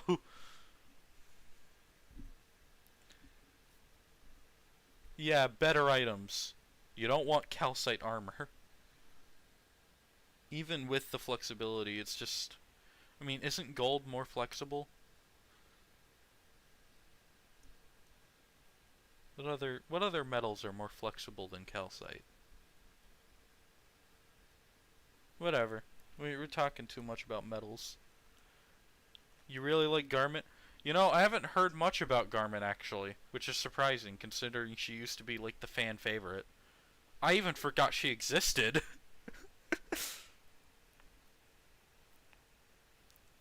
Look, I'm sorry.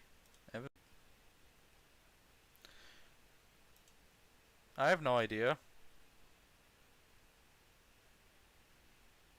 I don't know. I haven't read the latest chapters. I forgot Garment existed, in all honesty. Nobody's really talking about Garment, so... Yeah. Best character, best waifu. Here's my thing about March. Made no fucking sense for Flechette to be sent to Brockton Bay.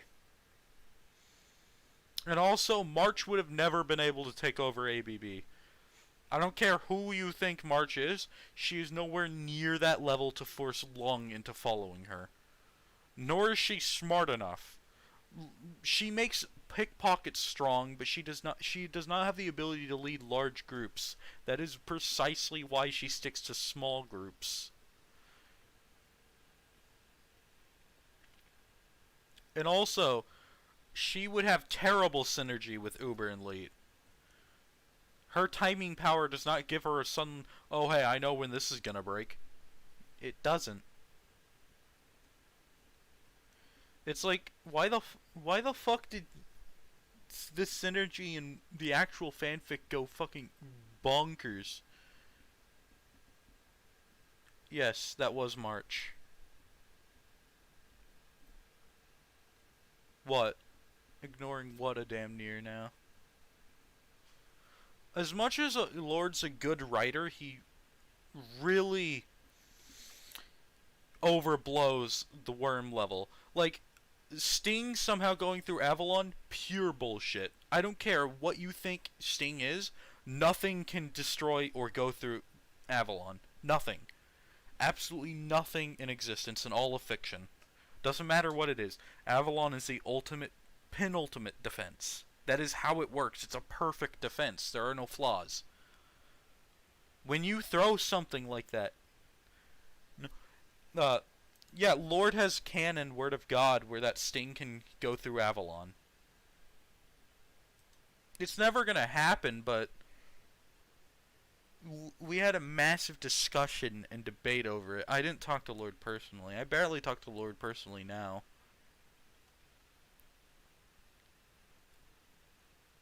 Somehow, because he made shards equal, you know. Even though that's not even close to how it works, because Avalon is a noble phantasm, that means no matter what a shard is, it will not compare. And it is a divine phantasm. Joe terrified he thought no matter he wouldn't be able to defend against. Yeah, he was terrified of Sting. But Sting has... Look, Sting would barely be able to slip through most Fate Stay Night bullshit. In all honesty. Using shards as a metric, they have no mystery. Even if you give them thousands of years, their mystery is still null. Yeah, they have no mystery. And you require mystery. They don't get mystery just because they existed for a long time. No, Borge, in Fate Stay Night, you don't even need to be known to get mystery. You could be... That's why the Moon Cell has mystery, actually. It's because nobody knew that thing existed for a long-ass while. It still had mysteries. Fate defenses go a step further. The Moon Cell is a massive supercomputer made by aliens that can mimic true magic. Think of Zion and multiply that by 4,000. That is the Moon Cell. The Moon Cell can create a fucking multiverse in itself. An infinite multiverse. That's how good its calculations are. It is scary. And yet we see servants are stronger than it. Heroic spirits are stronger than the Moon Cell.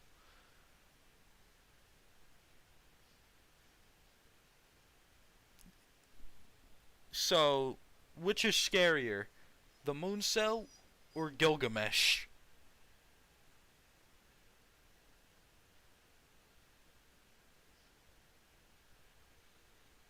Yeah, exactly. Gilgamesh. Gilgamesh full stop obliterates the entire universe. Ea is that powerful, but Gilgamesh without Ea still destroys the Moon Cell. It's Ea. Ea. As in the goddess of the water and creation. He's the strongest heroic spirit, and Enkidu is not a heroic spirit. Otherwise, Enkidu would be the strongest heroic spirit's equal. No, that's not what Enkidu is called. He's called the equal to Gilgamesh, but he's not called the strongest the strongest heroic spirit par Gilgamesh. He's just called Enkidu. I think Enkidu is a divine spirit rather than a heroic, but whatever. Okay, let's go back. Most likely, with the state of my finances, this was a godsend. Once I got some, I can only guess what I was be capable of. Most likely, I would run into a block in terms of tools and supplies. This was fine for simple projects like this one. Why would you run into a block with tools and supplies? You have aluminum. Mate, you probably even have silicon. There is no block. You can make anything. You have steel, aluminum. Yeah, he has an unlimited supply of aluminum, steel, and other metals. I'm assuming silicon is something he also has. Silicon's a metal, right? What is it? I forgot what it was. Sand is silicon. But Sand has silicon. It's not silicon itself. You can literally create it. Yeah, but that basically he can create anything as long as he has these three metals. Wait. That's the only thing you know about silicon? Borge, what are you on right now? What's the device you're using? Alright. Do you know what a motherboard is? That has silicon in it. In fact, that is probably the main reason it's running on electricity. Yeah, pretty much.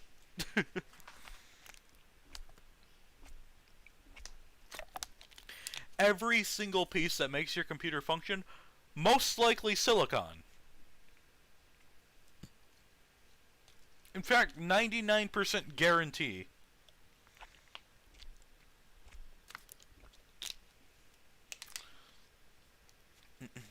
But yeah, silicon is incredibly potent.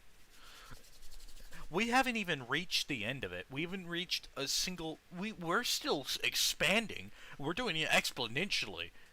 And yet we still haven't reached the limit.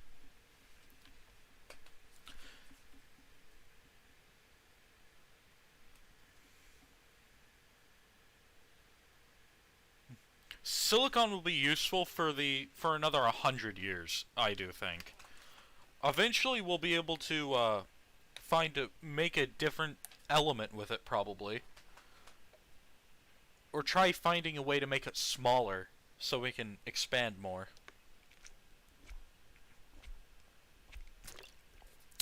I don't think we're going to be using carbon that much. Carbon is cool, good and all. However, it makes way too many mistakes.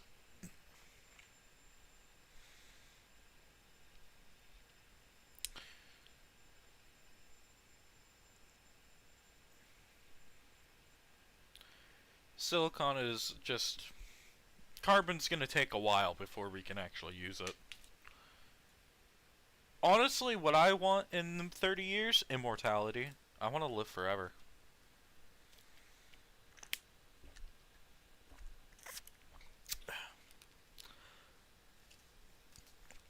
I don't want to see what's on the other side. I don't want to feel it. I don't want to even think about it, really. Because whenever I think about it, I always come up to a void. A void where everything just stops existing. And I'm like, I don't want that.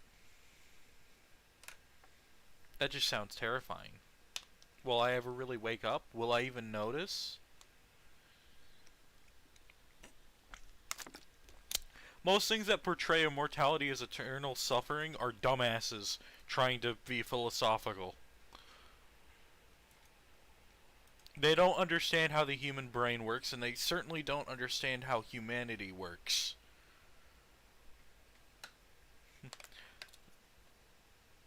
They're like, oh, but your friends and family will die. Friends and family die all the time. Most people don't break from it. Oh, you'll be lonely. You'll have 1,000 other people. No, billions of people. They'll still grow up. You'll keep meeting new people all the time. Oh, but you'll be lost in the past. No. In fact, your brain will accommodate each new change.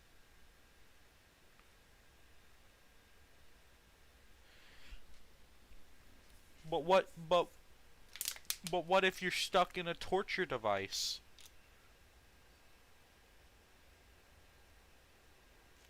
Yeah, the brain is amazingly adept at changing for the times. And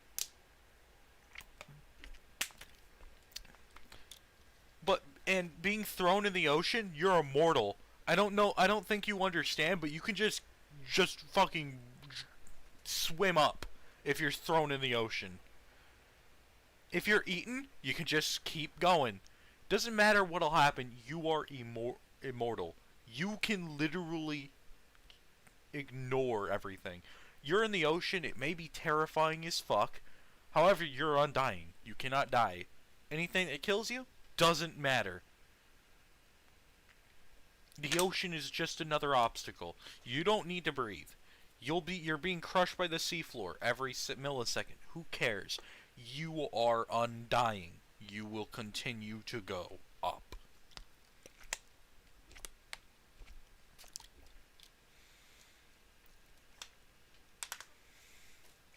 But what about being thrown in jail? You could just punch the wall over and over until it crumbles. But what if your arms are cuffed? Snap your hands until they break off. And then, when they're regenerated, because you're immortal, punch the wall over and over. Maybe kill a few guards. They can't stop you. What would be the best age to get stuck in? 22.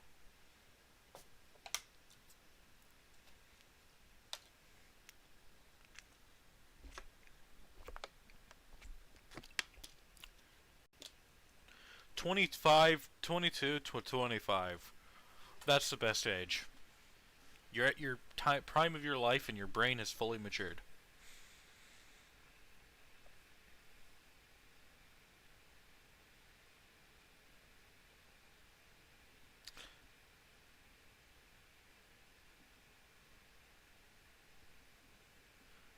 Look, if I was immortal and shoved back in time 2,000 years...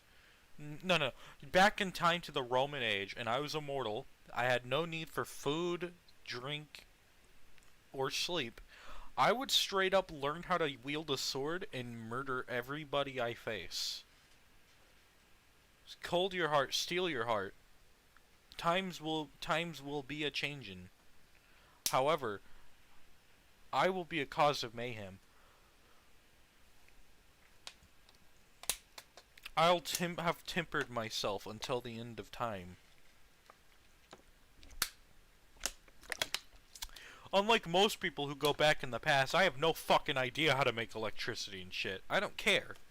They'll be made eventually. Right now, all I have to focus on... If Arthur doesn't, I'll pull the sword out of the stone. I'll be king. And as king, I'll literally run out, stab people. I'll go wage entire wars by myself. The kingdom of one. I'll probably be put in Fate Stay Night or some shit. Imagine that.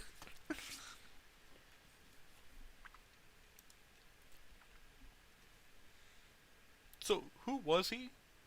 He was a true immortal. Wait, what? He's literally immortal. He cannot die. Wait. Hold on a second here. But isn't he a servant? No. When did he ever give you that impression? He fought alongside you guys. He's just unkillable. The inevitable warrior. But yeah, I'll roam the sands of Egypt. I'll roam any land if I was immortal. If I had no need for food, drink, or sleep, and all I had was a sword, I will eventually become the best that no one ever was. Okay. Should I get back to reading? Yes. Ku's teacher is a godslayer. Yeah, they're immortal. In Fate, immortality can stop. Shouldn't you become a brawler? No. Yes, if I'm becoming a brawler is pussy shit. I want a sword. Exactly. And if I can't make it, I'll make it out of a wood. I'll make it out of a tree. I'll literally carry a wooden sword into battle, and I'll stab those motherfuckers. Take their swords too. Eventually, I'll have like 7 swords just on me at all times. Maybe a few knives as well. Gotta polish up the assassination. Whenever I really hate somebody, I'm gonna pummel the shit out of them.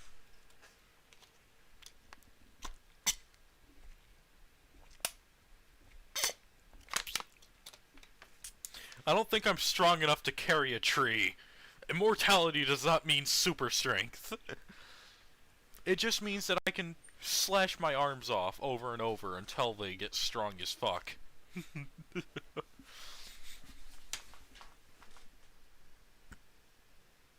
Immortality would be really useful for training.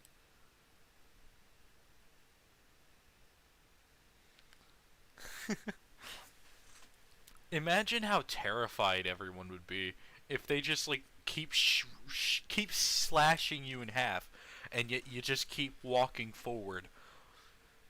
They can't stop you. No one can. Their judgment is here. The Reaper has arrived. My one problem would be learning the languages. I would have no idea what they're saying.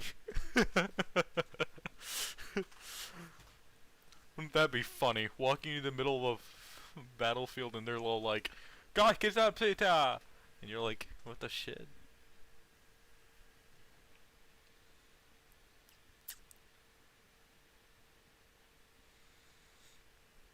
Alright, back to reading.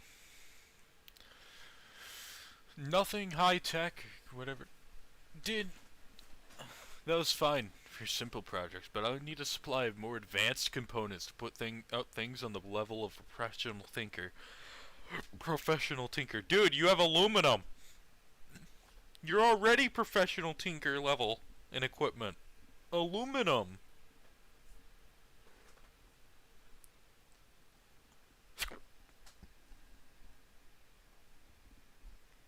With an idea of what I was doing, the project went a lot smoother. It does. He knows how to metal work, so he knows how to use aluminum. Hopefully. Aluminum is much more. It's much easier to shape than steel is.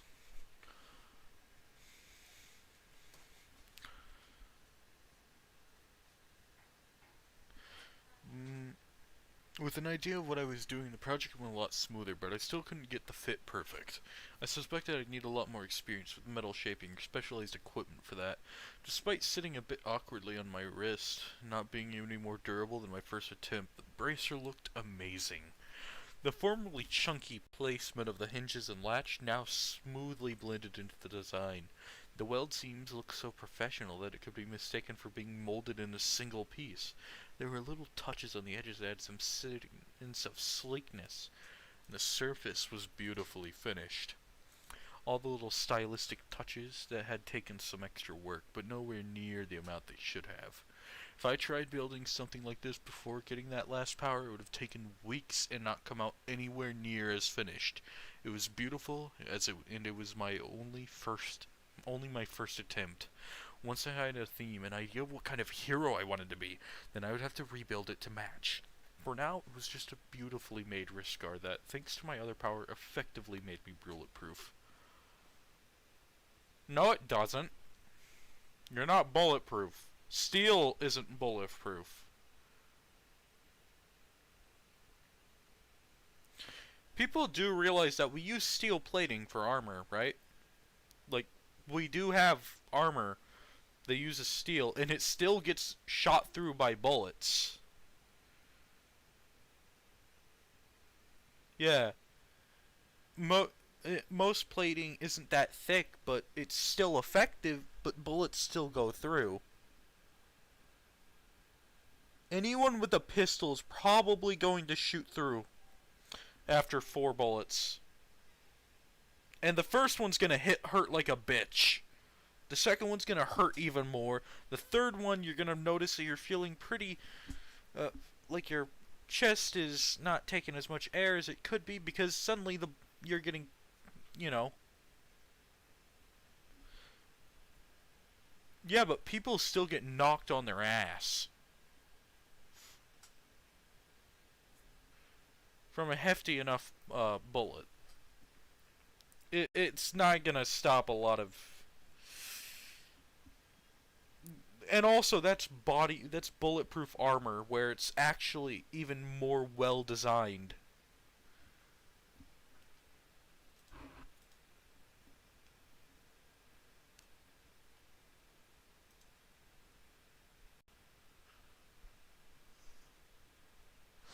Kumagawa is stupid. Most of the Medaka box series is stupid. It doesn't even understand how its own powers work. It's like Worm, except worse. And clearly lighthearted, unlike Worm. Even a shitty ass 22 would be able to pierce through a steel plate.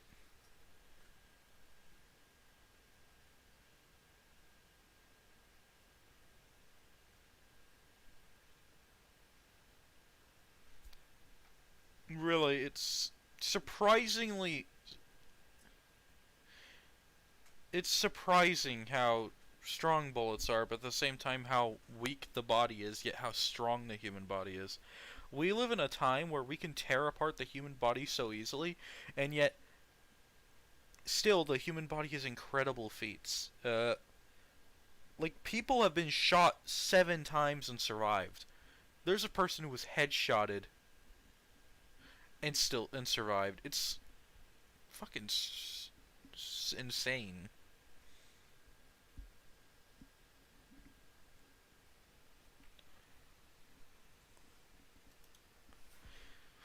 But I decided to take another crack at another project. With my durability boost, I could theoretically head out for hero work. Thing was, I would need some kind of offensive ability. May have had access to a magic metal shop, but my knowledge of how to work with it was limited. I'd considered trying to throw together some basic weapons. Given how crude my earlier work was, I decided to wait until I had some ability to facilitate things. Aluminum bat. Aluminum anything. You can make a fucking grease gun right now, actually. Joe could make a fucking grease gun. You know those World War II guns? That were um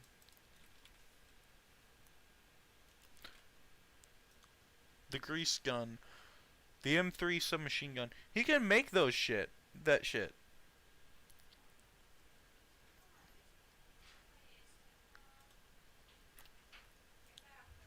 Aluminum, isn't aluminum actually useful for bullets? Yeah, aluminum bullets.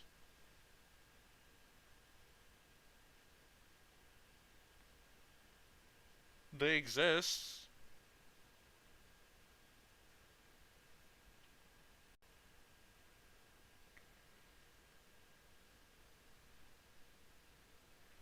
He would need gunpowder. I mean, wouldn't he have the ability to make that?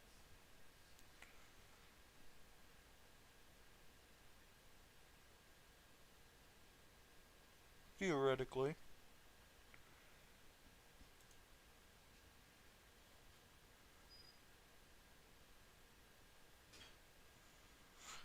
People on Korra are saying, why aren't bullets made of aluminum and all this, and that, and yet some bullets are made of aluminum.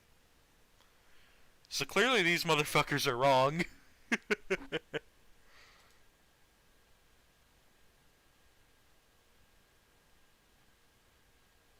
It tends to disintegrate when it strikes a target. It is extremely light. Hold on. What is the heat dissipation? Heat dissipation, lead versus steel. Which metals dissipate heat the best? Aluminum. The highest thermal conductivity, lowest are copper and aluminum. Well, there's a difference between Google and Bing. Yeah, Bing has super. Oh hey, hello, the Atomic Titan. Bing has Microsoft rewards and looks cooler. Microsoft rewards is just a way to get into sweepstakes and shit.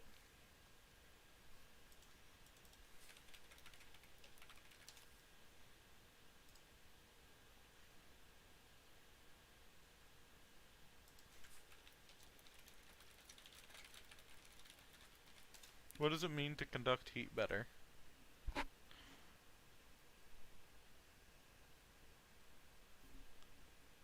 Why would aluminum disintegrate? Why would aluminum bullets disintegrate upon contact? That makes no sense. They have a higher... They have better heat dissipation than lead, don't they? How would they disintegrate?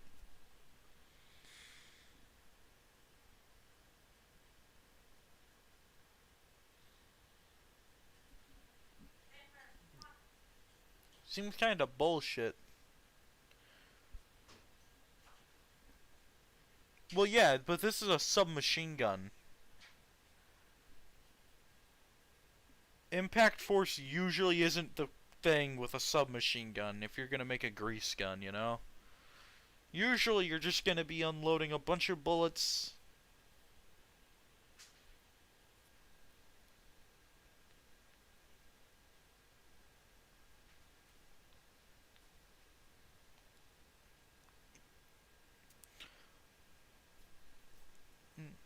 Also, Joe could make a composite bow at this point. He can make a...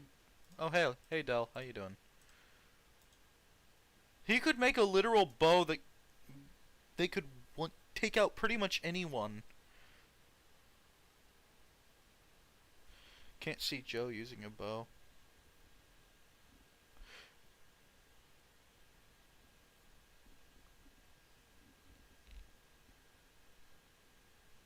Seriously, what is... There's a lot of stuff that I hate about Joe early on, and that I hate about him later on. It's not Space Battle's competency to think of, oh, I need a ranged weapon. Like, sure, I wouldn't know how to make a grease gun. I do know that it would be possible with aluminum and steel and shit, because grease guns were extremely cheap. Like, they were literally made to be mass-produced with the most minor...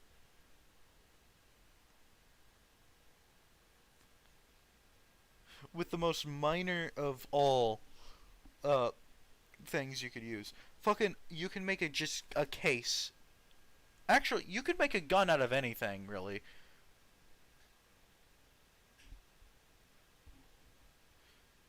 I don't know why Joe isn't making a gun. Whatever he has will be better than these motherfuckers holding out rusted pistols.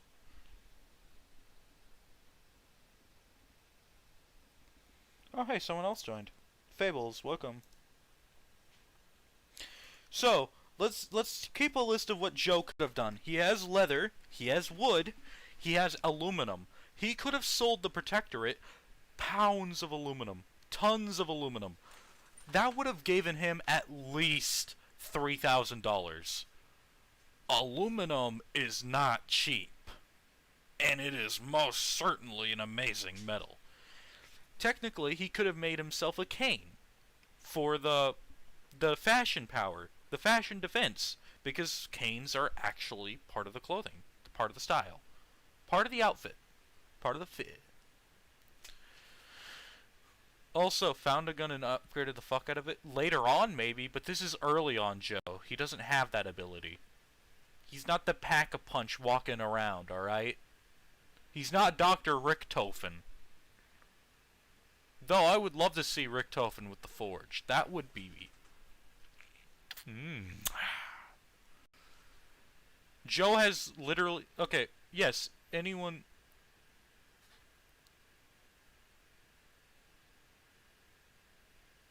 Yeah, he could have gotten a major in. He could have been given everything he needed. Roman Torchwick is a badass. And people who say Blake bodied him... They are completely forgetting the context. Roman was supposed to be captured there. That is canonical. Not only was Roman supposed to be captured there, but he had previously beat the fuck out of Blake in a 1v2. Yeah, that entire thing was his plan, pretty much. Not only that, but he was clearly not trying when Blake beat him. I mean, did you see that guy? He fucking slammed his cane in and he was just tugging at it. Clearly he wasn't putting in effort. We all love him. Anyways, so Joe Joe is stupid. He thinks a shin guard is worthwhile when he could have just made a leather vest if he was afraid of melee. Imagine.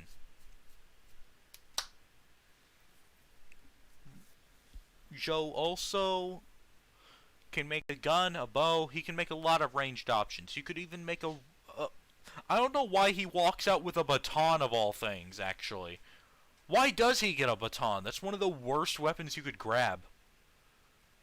Armor does count as clothing, yes. And that's why I think canes would count as clothing. A baton is like literally the worst weapon you can come out with aside from nunchucks. Imagine being so fucking stupid. You bring batons with no training. A baton is useful if you have literally nothing else. A pipe is better. Batons are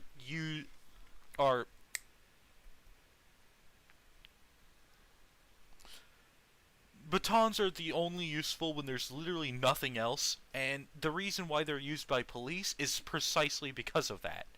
They're used by police because they hit hard, they're very small, and they're not lethal. Surprisingly, they're not that lethal. You'll have to hit somebody incredibly hard in the head to kill them. Just a matter of fact. The thing about it, terrible.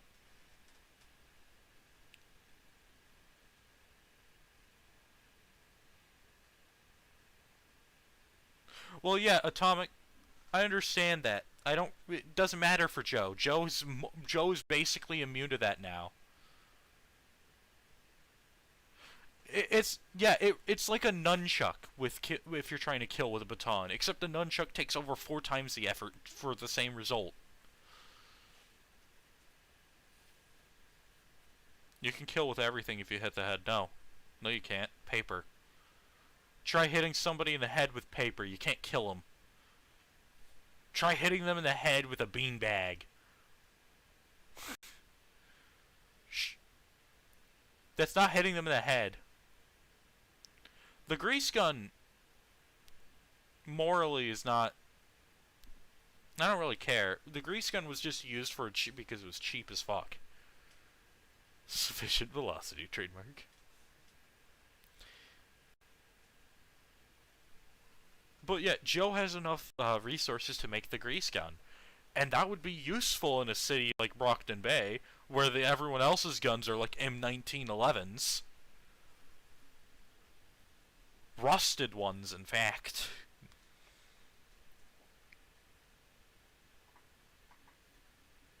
I'm surprised that more people don't have grease guns. Like, people do realize that grease guns were mass manufactured in wood.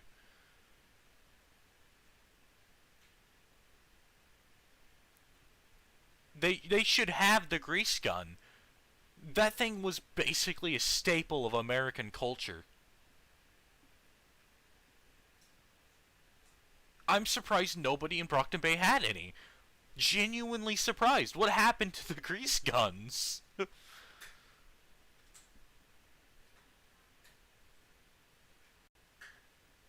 It's like they have rifles, but they don't have submachine guns.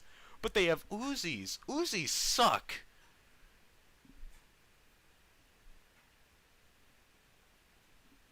I don't know why people have such of a good opinion over Uzis, but Uzis are garbage.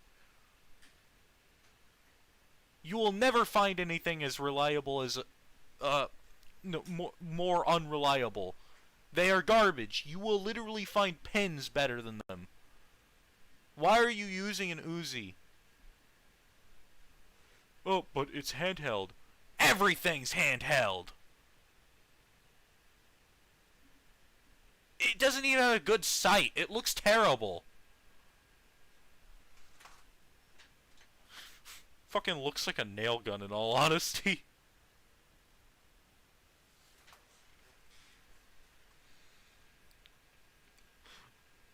Uzis are... Uzis are much easier to jam than most submachine guns. They're just too light. They're not very powerful. They have. They're basically the worst version of a grease gun, made to look cooler.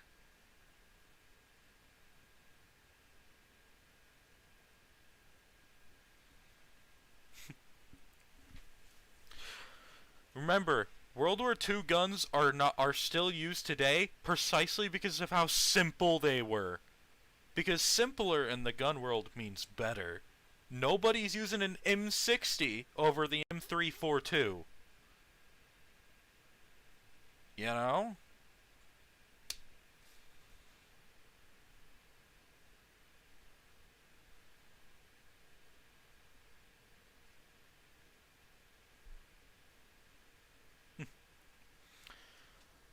But yeah, guns were designed to be simple. Uh,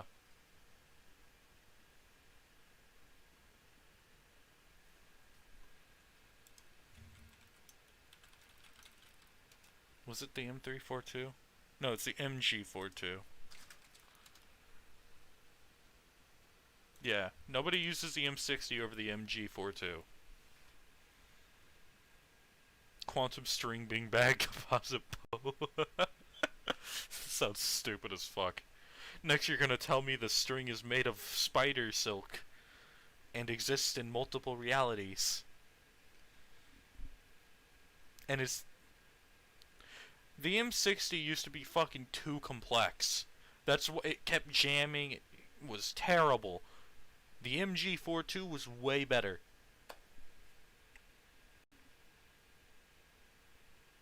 Using the same spider that Peter Parker. I like how we're talking about guns. Some of you, it's surprising. A lot of people just don't understand guns, and it's sad because guns are such a staple of reality now. People just have an irrational fear or hatred towards them, and they don't even try bothering looking up what the problem with guns can be. How easy guns are made, and they only think, oh, guns are easy to make, that means they need to be stop easy to make. Well, there's a problem there.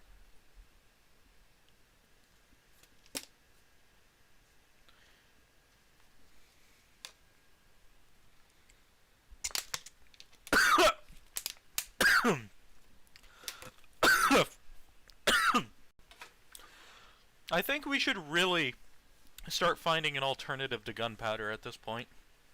Like a better... something more... even more controlled. Scion is a massive supercomputer. Calculates 4 billion math problems a second. Terran space-time, holy fuck. Kratos, are you gonna go shut that shit with your bare hands?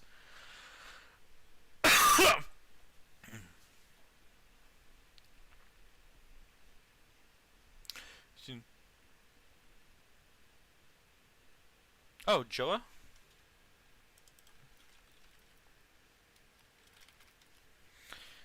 Joa Sturza is based.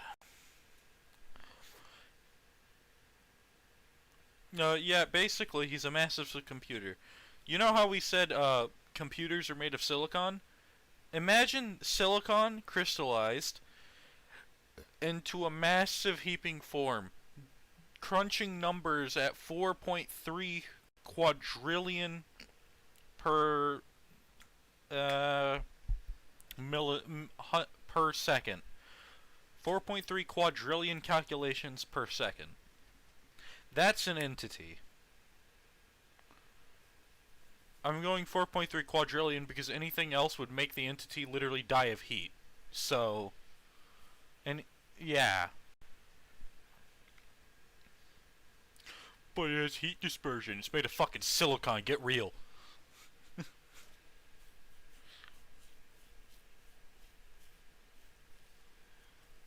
Yeah.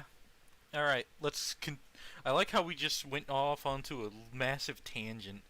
Man, people are probably gonna love tuning in on this stream. How long do you guys think this stream's been going on? this entire server. Damn, that's cold, bro. You hit it right where it hurts. I don't think I'll ever forgive you.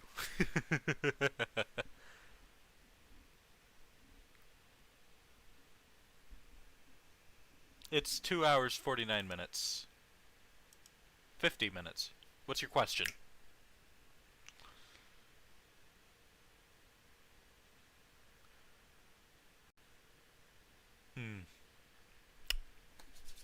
I think most people tune in not because of the story, but because of how fucking stupid I can get. Or how much I rant. Is Cyan more of a Commodore 64 and Alienware? Alienware, because he's a massive piece of shit. Commodore 64 actually does things. Alienware sucks. At least nowadays. It used to be good. Nowadays, they're fucking shilling out pieces of garbage. Who joined? Serial? Serial joined? God damn.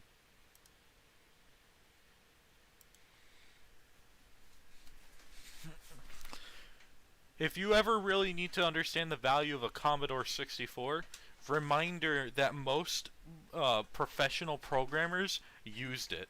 And that Terry Davis, the based legend he was, learned from a Commodore 64. But yeah, a lot of programmers were inspired by the Commodore 64. It left a massive mark on the computing world.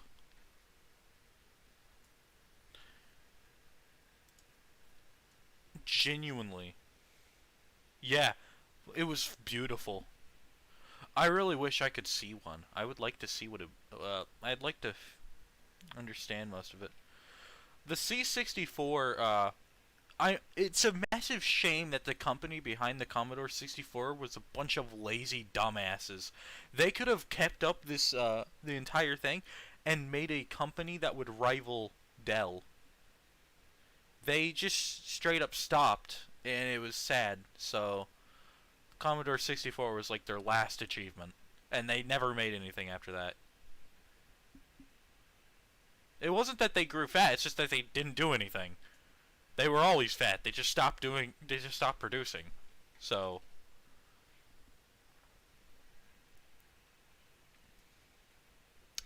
and so they went bankrupt. Commodore 64 was sad. A big reason why the Commodore 64 had such an influence over the programming world was because when you had a Commodore 64, there were no limits on what you can do with the system. It wasn't like Windows where you can't delete System 32 without explicit permission.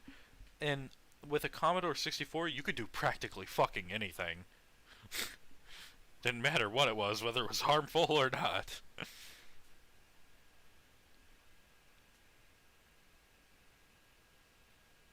Yeah. And it inspired Terry Davis to make the Temple OS. So Terry was a madman. Terry was a fucking madman. Jesus Christ.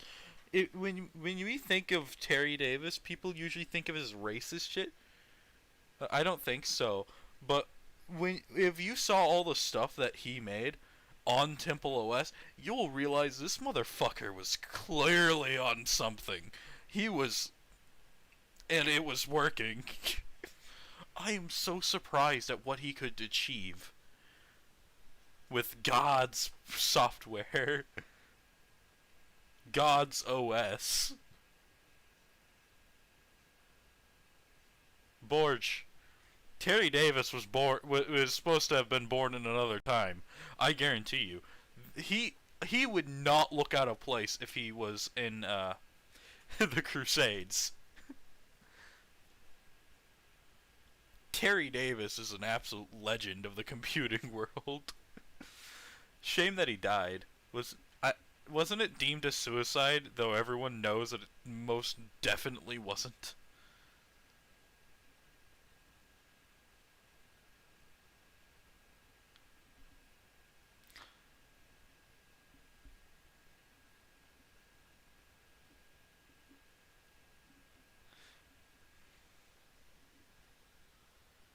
God told Terry Davis to kill himself before his temple was completed.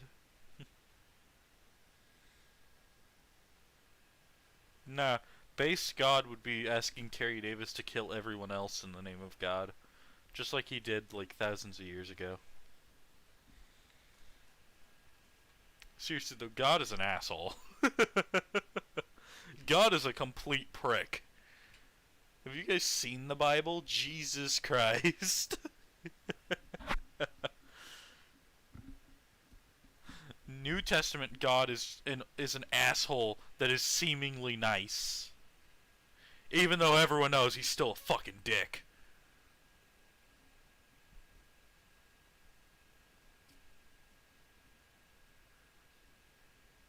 I prefer mythology gods.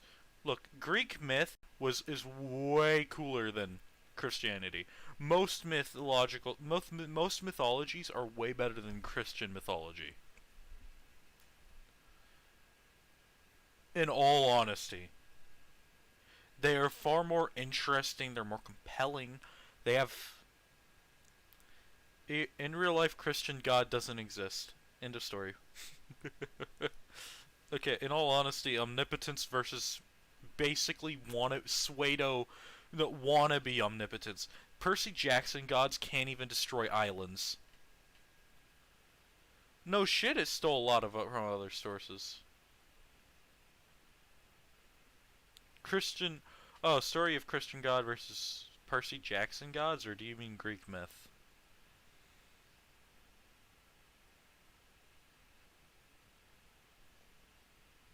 Story Christian God summons a flood.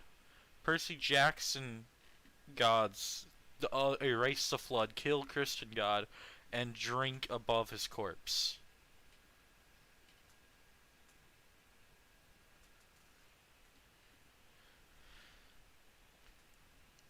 You know, I don't think it would be considered rape during that time, mostly because everyone wanted to fuck Zeus, even if they didn't really showcase it. Let's be real here, the Greeks were fucking weirdos. The only reason there are so many stories of Zeus raping people is precisely because people wanted it. It wasn't something that was like, Zeus is, No. How high in scale does Hindu get to? Hinduism is as high in scale as Greek and Egyptian. So basically cosmic levels. Joins broadcast hears about rape. The modern assassin has some assassination to do. But when it comes to mythology's power levels, Christianity is near the top simply because of omnipotence. But Hindus. Here's what I think. Okay, Greek myth. The characters in Greek mythology are as strong as the characters in Hindu mythology, as well as Roman and Egyptian. They are all on the same level. Norse mythology is actually weaker than Greek mythology and the others. Odin is really powerful, Sutor is really powerful, but Ymir is kind of garbage as a creator god. Or whatever you want to call the creator, Ymir. Hinduism loses to Greek only because of chaos. Yeah, I know, Tiamat. That's Babylonian. Sumerian. There we go. As strong as Hinduism can be, chaos from Greek myth is just impossible to really fight, honestly.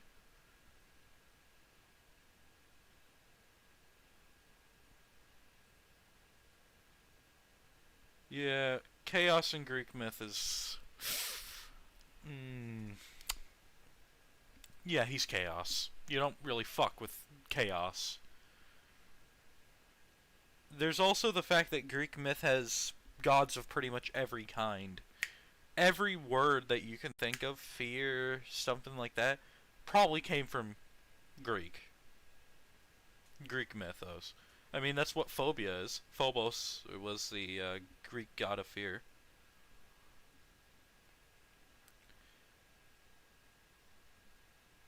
Thanatos is a primordial of death. Destruction level wise, Greek don't really. Okay, if you're going destruction level, don't even use the gods. Because the Olympians aren't really destructive. Their powers come purely from hacks. Let's be real here. When the Greeks throw down, they don't really do much. Though, if you're using Greek mythology, you also have to use the Greek idea. The universe is heaven, and in Greek mythology, Atlas can lift heaven. So, the universe can be lifted up by Atlas the Titan. Yeah.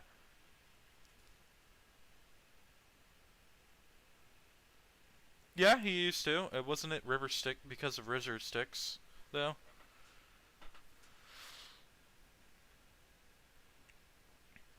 Also, when we think about the gods in Greek myth, the gods can grant wishes. Dionysus is actually a good example of this. Dionysus grants Midas the golden touch. Now imagine how much bullshit that'd be in Hinduism where you can touch somebody and they turn to gold.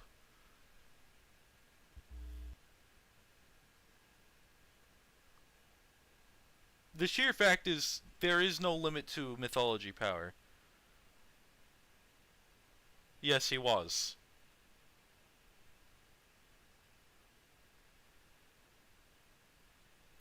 And yet he can still do wish granting, so Dionysus is pretty based.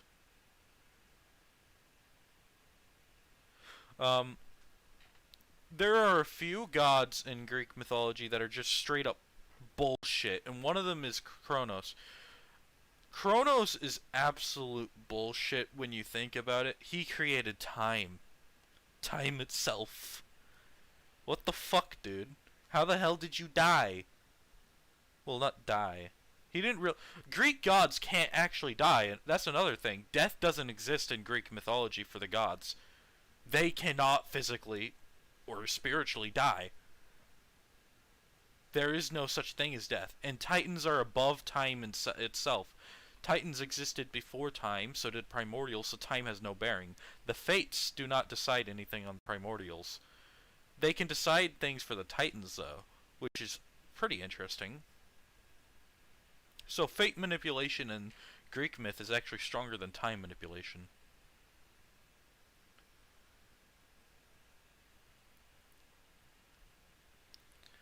Ouranos.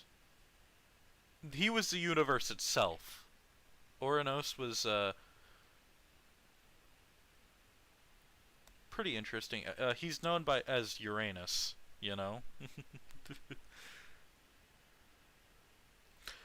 And I think in Greek myth, the cosmos were Hera's breast milk, or breasts, or something. Yeah. It was kind of fucking weird.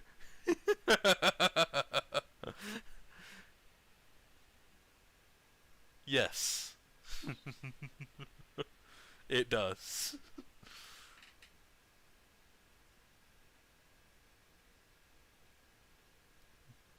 Percy Jackson gets a lot of Greek myth wrong, and I don't blame it, but if you want something far more accurate to Greek myth while also not including the bullshit like Hera is the cosmos tits or something,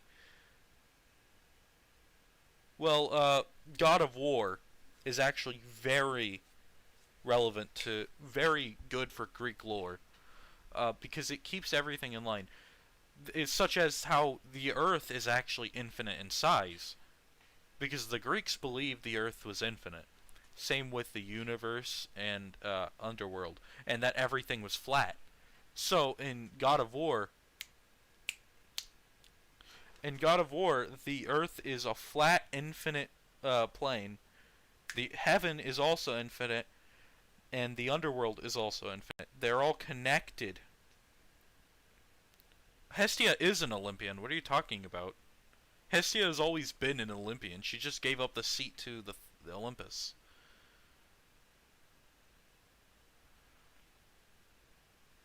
She's still an Olympian. She's one of the originals, so she must be an Olympian.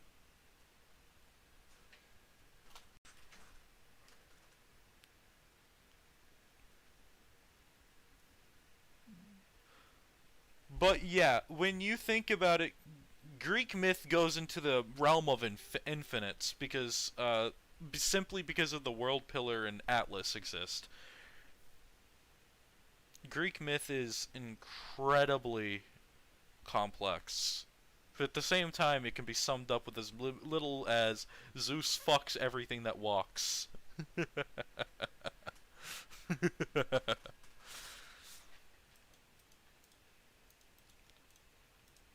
My, I didn't really think of Hestia before, even after Dan Monchi. When I thought of Hestia, I always thought of the goddess of the hearth, right? She was relatively minor in every myth. Maybe unreasonably so, but it's probably because Hestia isn't that important except to families. She was worshipped widely, but she wasn't the subject of story. And then along came Zeus. Yeah.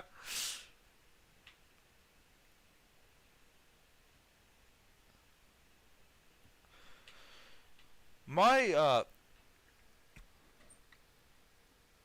oh right, there were also aspects that existed in Greek myth, as in, like, they were the personification of something. Kratos was a personification of strength. Was it Nyx? Nike. Nike was the personification of victory. And there were two other personifications. I forgot their names. But yeah, Greek myth goes heavy into conceptuals, more so than Hinduism ever does, which is why Greek goes so strong. Usually. Strike me down, Zeus.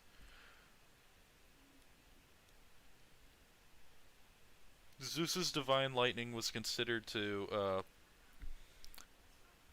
be able to take down titans in one shot, so Ruby CYOA updated, wow. Okay. I like how we just derailed into religion. Where did that even come from? We talked about guns and we talked about religion.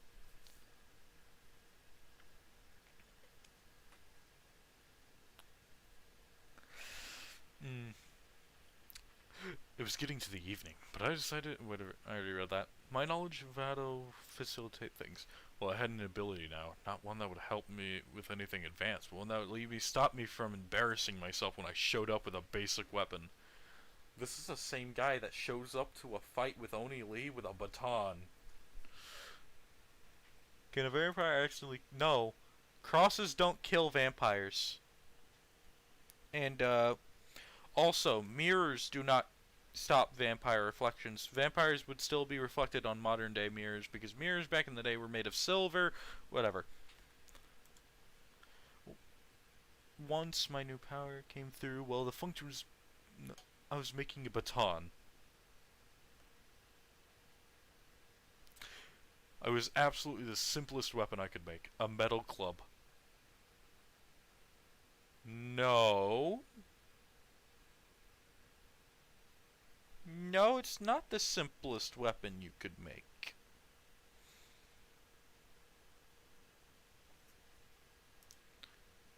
It is definitely not the simplest weapon. Yeah, a cane or a baseball bat would be even simpler.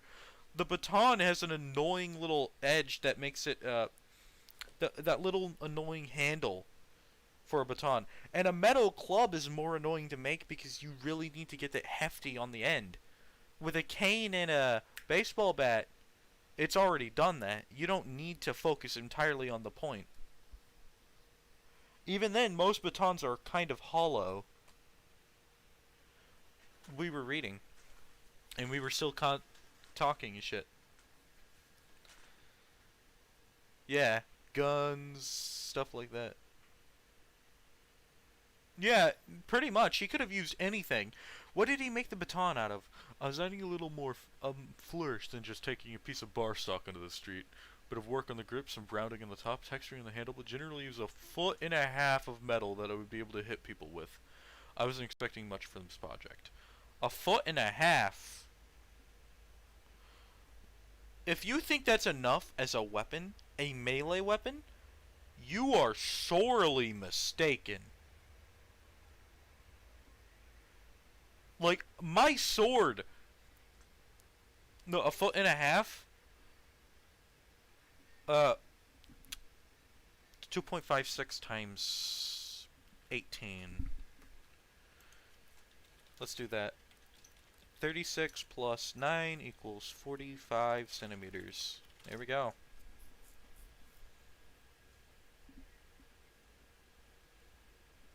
It's not even nearly it's a half a meter. Yeah. My sword is twice the size of that. Jesus, dude. This guy's... How did this guy hit Oni Lee with this garbage? This dude just basically made a slightly longer police baton and thought, yeah, this will be useful. Police don't usually use their batons.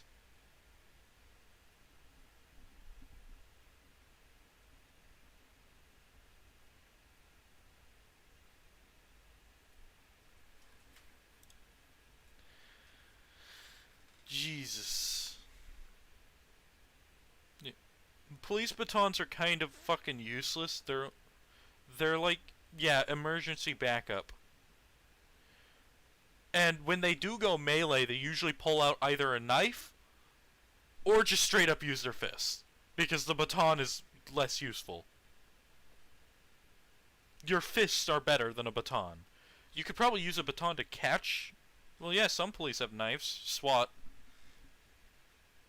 If you're not armed with a combat knife, I don't know what you're doing. Please, for the love of God, get a combat knife.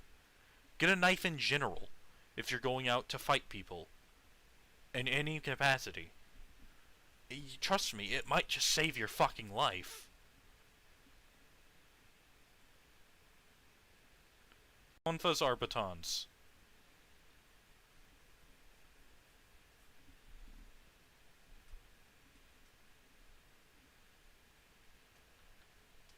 Yeah.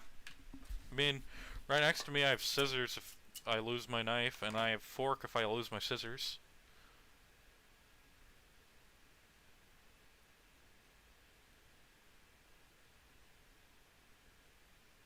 Yeah, but regardless, a baton is... Jesus, dude. Even then, even if you're using a tonfa, you really should start using a cane.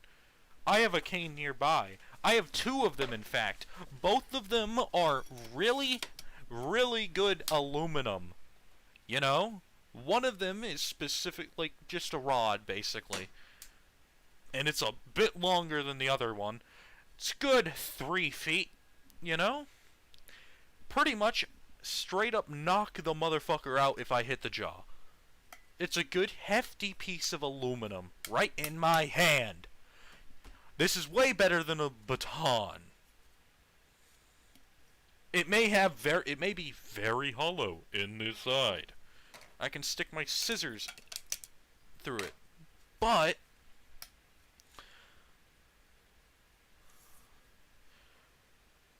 okay, I don't think that's gonna work on Oni Lee. He could just he's an assassin. He'll teleport behind you, stab you in the back before you do that.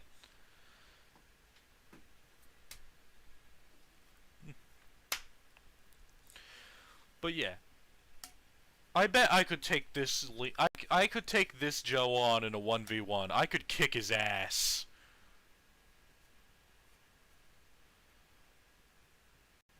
Cane, I have a cane. This motherfucker think he can use a baton. I'm gonna whoop the fuck out of him. I may be out of shape, but I'm gonna kick the shit out of him if he tries using a baton. Just gonna keep him at the back because I have reach on the motherfucker. So much reach.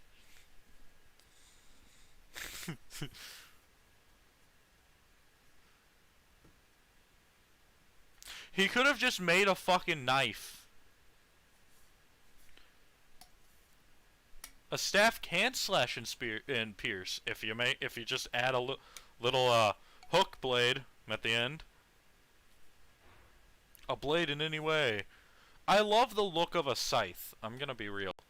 It's just so menacing. And spears are not the kings of weapons. Halberds are. Yeah, scythes are really bad for weapons. They're very hefty at the blade. They're cool looking, they're just not really practical. That's why they have a war scythe, which is basically just a spear. Halberds are spears with hammers and Swiss Army knife potential. It's pretty much... It's just basically a way better spear. Like, Swiss Army knife is not a good weapon. No, it's too short. I mean, it's a good knife, don't get me wrong, but there are better knives. It's a good tool. That's all I saw. It's a really good tool.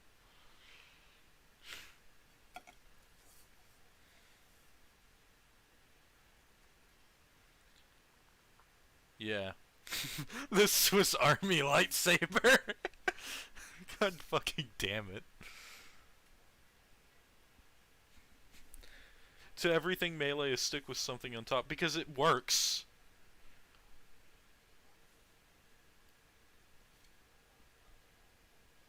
What, do you think scissors are good weapons? Because let me tell you, they're not.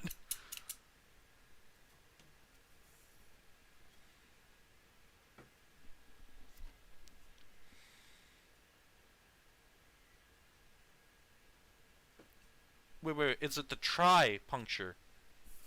The tri-puncture bayonet. Or whatever it's called. The one that you can't really, that you'll bleed out from? Can't really bandage or something?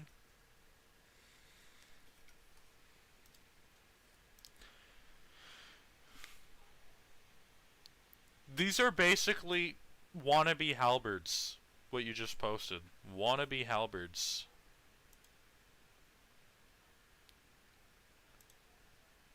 No. They're lacking the hammer on all of them. You need a hammer. A halberd is an everything tool. It has a hammer, has a blade, and it has a point. Maybe two.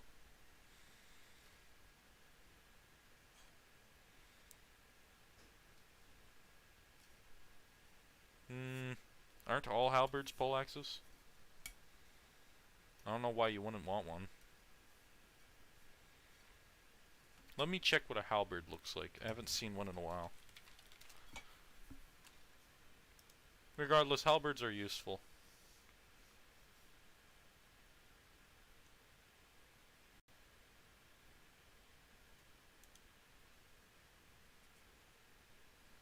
A bow?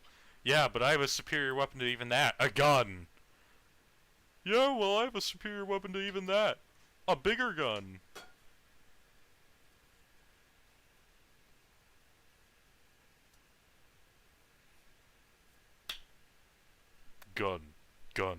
Gun.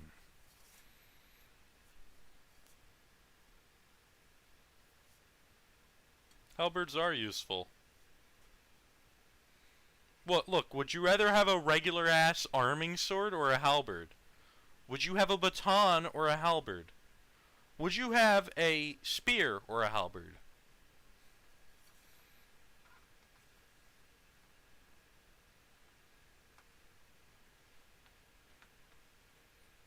Not gonna lie, that halberd looks flimsy as fuck, Aeon.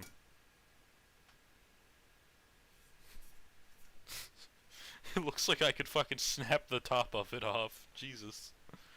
It looks taped on.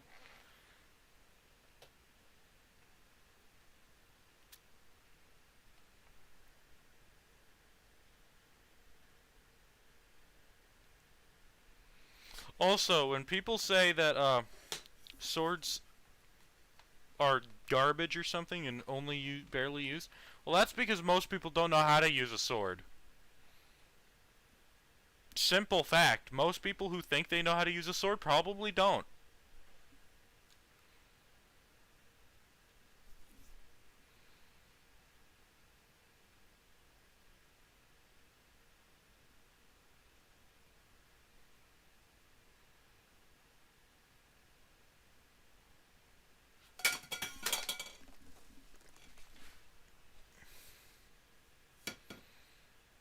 look, Joa, we would lose the halberd joke, alright?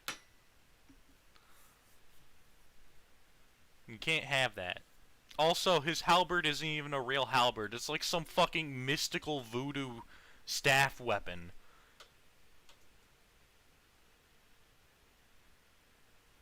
Calling it a halberd is like calling a gun calling the ray gun just a gun. Speaking of the ray gun, I guarantee you if Call of Duty Zombies technology existed in Worm, as like if somebody had a tinker power to make Element 115, the pack all the shit that Element 115 can create, they would be able to take on Zion by the end of the year.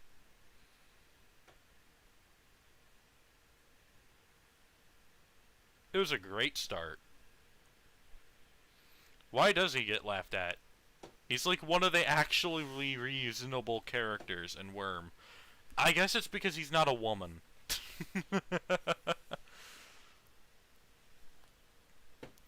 Worm has a bunch of fucking faggots, in all honesty. Oh, you can't use that word. The PRT of mystery box. They just they put $950 in, just get an MP40. What the fuck? Oh, this is full ammo.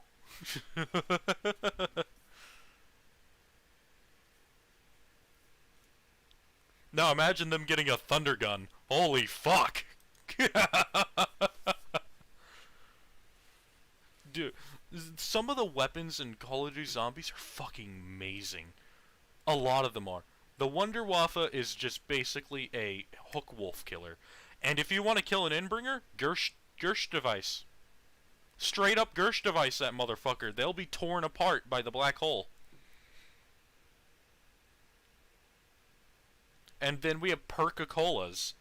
You know, speedy up. You get more. You're faster. You have better perception. You can carry more. Need a little revived. Yeah. Speaking of Juggernog, okay. You all might not know this, but Juggernog was actually supposed to be different. They just changed it. Back in World War, they had a scrapped Juggernog song. Scrapped Juggernog jingle. And I think it is way better than the one that we have. So,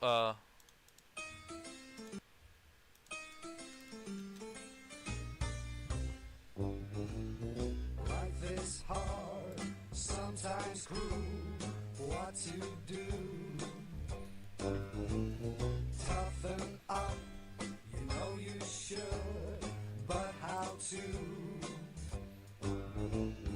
I think our skin could help you climb out of this slump. A little help can help you beat your demons up. Are you sure you're really ready for the answer? Jugga, jugga, jugga, jugga, jugga, jugga. but yeah, I love that jingle when I found out about it. Juggernog is amazing. And, honestly, I think if you get Juggernog, you'd be able to survive Hookwolf for a while. Imagine a PRT trooper just beating the shit out of Hookwolf with Juggernog and Electric Cherry. But yeah, the higher end of Call of Duty Zombies weapons fucking destroys Worm entirely. I mean, the elemental staves are secretly super powerful, just nobody knows how to use them properly, to create entire natural disasters. Then we have the Gersh device that would take out pretty much anything. What else? What other weapons do we have in Call of Duty Zombies? I know the Apothicons have a weapon that could wipe out pretty much anything. The Summoning Key! The Ray Gun Mark II I honestly disliked. It's really powerful. It would go through any brute defense, don't get me wrong. However, I just dislike the ammo usage. It wasted so much. But I guess if you really wanted to make sure someone dies, 3 shots is usually the answer.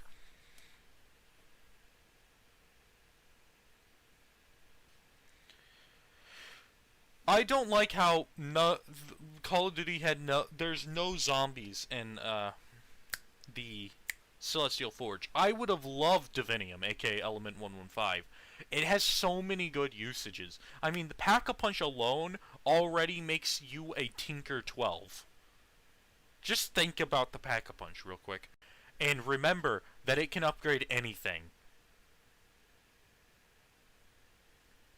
To a ridiculous amount. Your, little fucking pen. What's the Pack-a-Punch?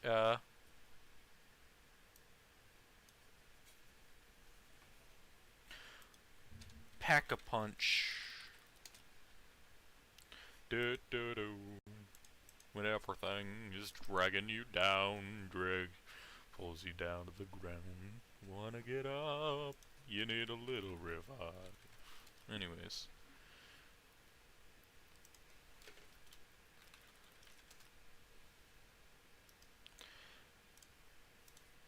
Here is Pack-a-Punch.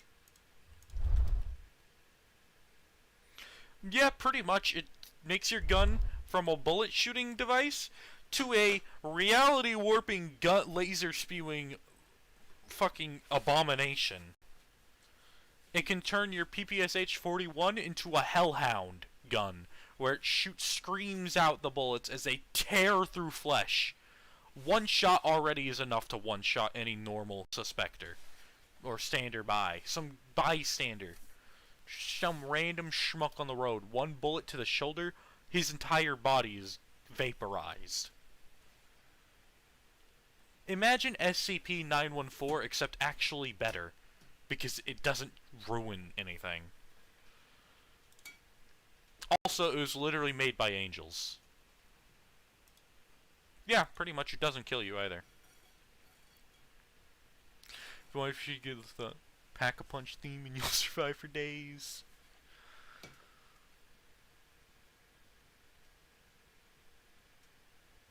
Also, it turns M1911 into fucking dual-wielded grenade launchers. That's some badass level. Now imagine shoving Tinker Tech in it.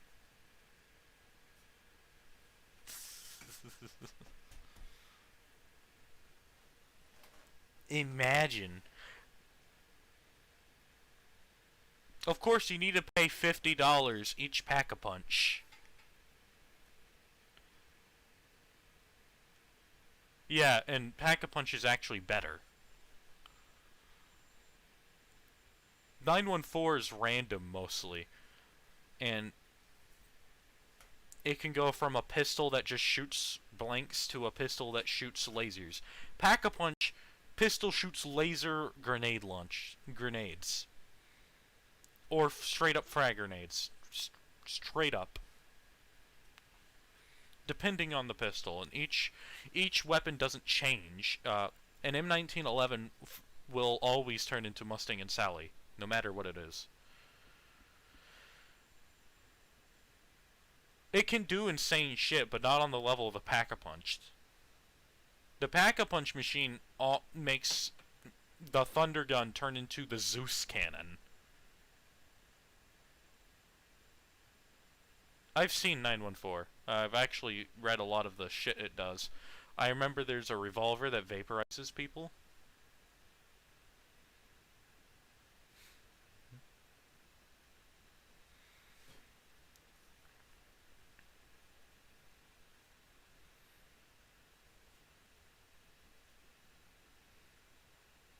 Postpone the buffet to eat something for free tomorrow.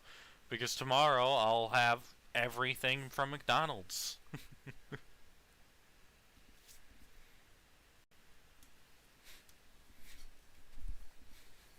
I'm gonna be right back. I have to go to the bathroom again. Then I might just end the stream, or maybe, I don't know. We'll go around until 12, I guess, 12 a.m. That's 40 minutes away.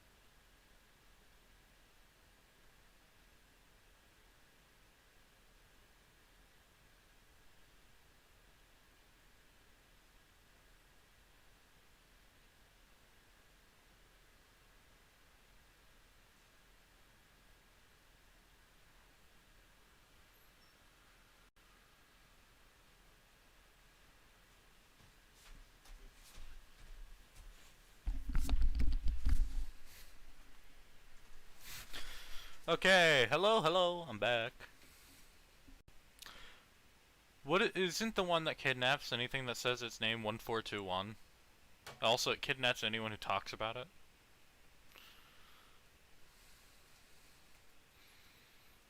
I think it's 1421. I'm gonna keep saying it. 1421. Little bitch ass baby. Spaghetti looking monster. Motherfucker look. I forgot what 1421 was. What? Is it 2421? Which one is it? What is the number? What is SCP? Secure, contain, protect.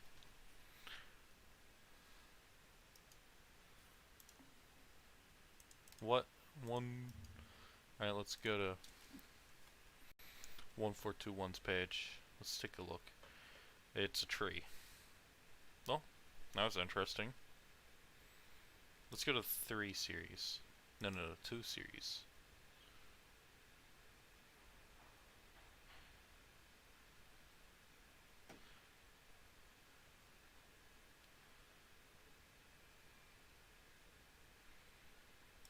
Series 3 then.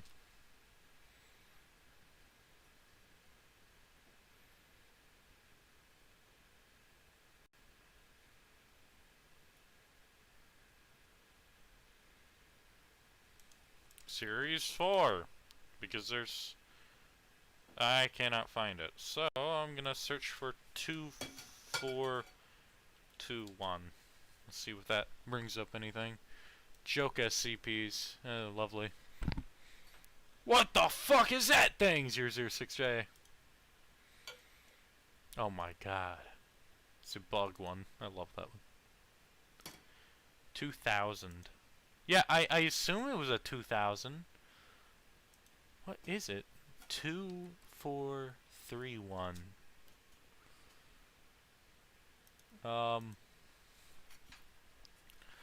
I think it's actually SCP-2421. No. Hold on. What is this? Is this a god? What is this? Subterranean entity. Yeah, it's not this one. 2422. 2521. I was close. I kept thinking 4 instead of 5. 2521. 2421 is seemingly a god, so let's see if the live stream still has people in it. Oh. No, it does not. That's a shame. It hasn't had people in it for 2 hours. Bruh. But it's such a good stream, it even has 5 likes. Hell yeah. 2521 is a basic bitch. Yo, what's up, legendary Borge, right? Alright, let's move on to the story again. I was making a baton. I wasn't expecting much from the project. Once again, my new power came through. While the function was no better, there was little design touches that added a little professional air to it. A sense of sleekness and the elegant craft seemed to exude from it, despite the incredibly basic design. All the little shortcuts I'd taken were made to look completely intentional rather than as cheats for someone who barely understood what he was doing. I took some experimental swings with it. At least you know how to use a weapon. The solid metal had a heft to it that would probably mess someone up badly if they caught a blow. It's a baton, so no. You're most likely just gonna probably at best bruise them. Yeah, Joe has an incredible amount of ego right now. The balance was a bit off. Probably to be expected with my complete lack of weaponsmithing experience. If the balance is off on a baton, not only are you so fucking stupid and bad at making things, you somehow fucked up a rod. How do you do that? Isn't that the most basic of shit? How did you make an unbalanced baton? What did you do, bro? Did you, like... It's fine, man. Have a nice day, Atomic. Well, night. I don't know. How do you fuck up a baton? Bruh.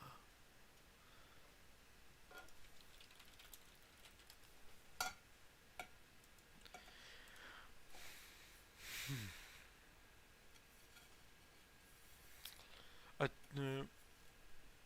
the balance was a bit off, probably to be expected. I had gone for the design because it all in all the weight is in the head. Yeah, which isn't what a baton is. Unless you specifically designed it like that. But it wouldn't be a baton at that point, it'd be a stick with a ball at the end.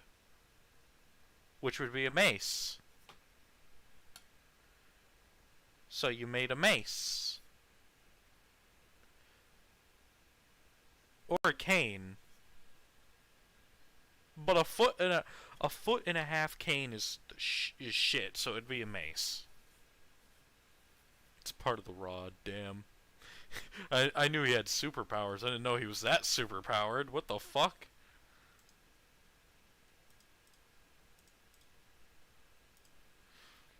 Okay. No worries about technique. I'd gone for the design because it was the most basic thing I could think of. No worries about technique, grip, or proper form. Sorry, what do you think a weapon is?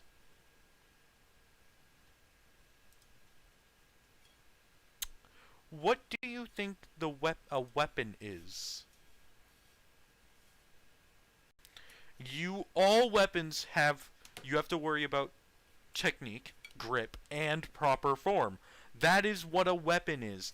To use a weapon, you need a proper grip, you need a proper form to increase the power, and you need technique so you can hit the fucking thing you're wanting to hit. That is how a weapon works. I would never be able to hit anyone if I was just gripping onto my cane here, like a fucking moron, having it loosely held within my grip, or even too tightly held so I can barely react, and when I do get hit, it's gonna knock out of my hand. You know? A lot of...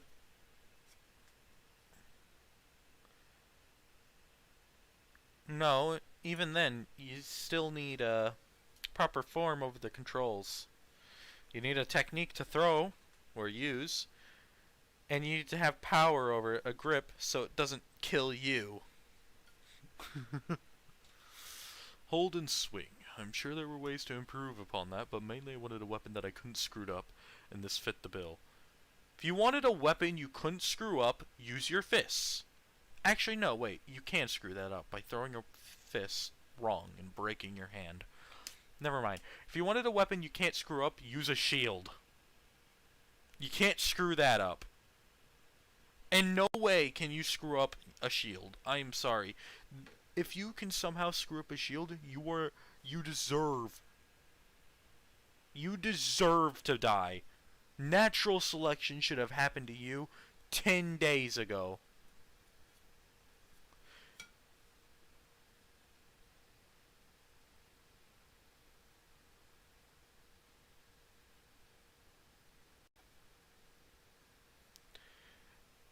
Aeon, you can screw up using a stick, like trying to do motions that will just straight up snap your wrist whenever you block. A lot of people make those mistakes instead of and a lot of people with the batons don't use two hands because it's short as fuck, but it really helps to have two hands no matter what you're using, because you can add so much more control. I'm saying that while I'm casually just like holding a wrong grip can hurt your wrist with a shield, but the shield's job is to protect you from incoming attacks. It's not really that big of a weapon, but it's still a weapon. You can't really fuck up a shield unless you somehow are not putting it in right where the enemy is gonna hit. There are techniques to improve upon that, but it's nowhere near as dangerous as a rod that you are improperly using like a dumbass. Yeah, that too. But with a stick, a lot of people overextend. They swing in motions that they think are unpredictable, but it's just really gonna hurt your hand. And they have no idea how to keep a good grip on the weapon. So whenever they'll just lose the weapon. A shield is much harder to do all of that with, so that's why a shield is an easier weapon and harder to fuck up. You're supposed to swing with a lot of things. You're supposed to swing with the hips.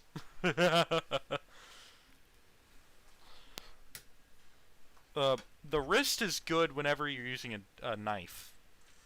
If you're using a knife, the wrist you can swing with. Somewhat. Don't fucking break your hand, dude. But a knife is very short, so it can allow that.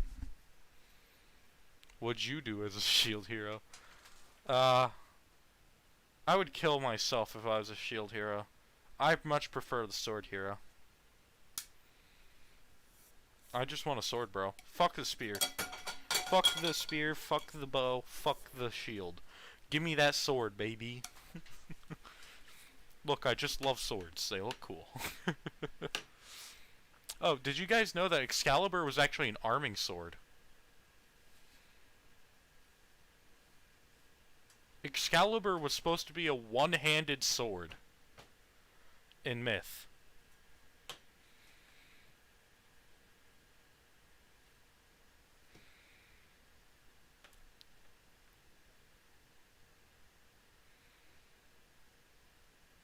The king? Knives. You can't go wrong with a knife. Excalibur in myth was an arming sword. Spears would be the deities of weapons, not kings. They're the weapons that are incredibly difficult to counter. And swords can counter. An arming sword is a one-handed sword that many soldiers used in battle. It's pretty much the basic sword you can think of. One hand. I think it's dual, two-sided blade. So blades on two sides. Thin metal. Thick and thin. Yeah, there's a backup. Most swords are secondary weapons. Even if they're way cooler than a spear. The reason why spears were so strong was because of in armies it's difficult to chase after a motherfucker who's right with 4 other buddies all poking at you if you have a sword. If a master swordsman fought a master spearsman, it would be an infinite battle pretty much. The spear may have the range and shit, but the master swordsman can still catch the blade of the spear. It can still deflect and grab the shaft. So, you mean javelins? Javelins were shit.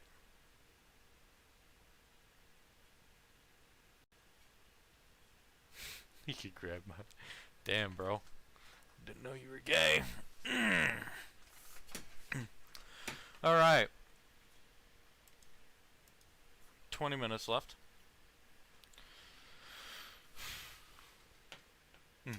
So here I had it. Basic cape equipment, significantly heavier towards defense than offense, but that was better than the alternative. No, it isn't. With this, I could actually do it. I could go out and be a superhero. With a baton, you are probably going to die. I'm surprised you survive a single grenade. This led to another problem. 2 problems. No matter how powerful... 2 items, no matter how powerful, did not make a costume. I had a power that could pull together any style I'd want to go with, but didn't have much to work with on that front in terms of skill, material, or even a theme. I had not given much thought when my cape debut would be like. Sitting before the Celestial Forge had been so intimidating that I kind of just assumed whatever I went with would create a self-evident identity. Hey, actually. Yeah, and he's going to do that himself. Yep. Also, you guys know how Lung gets defeated, right? Hit by a light speed bike. I always thought that was bullshit, and I still think it's bullshit. Lung should have straight up either survived that, because all it'd do would melt right through him, or he should have just walked through it because it's light speed, thus it doesn't exist. Not physically, it's a bunch of photons, so it just goes through him. It wouldn't even be able to knock him anywhere.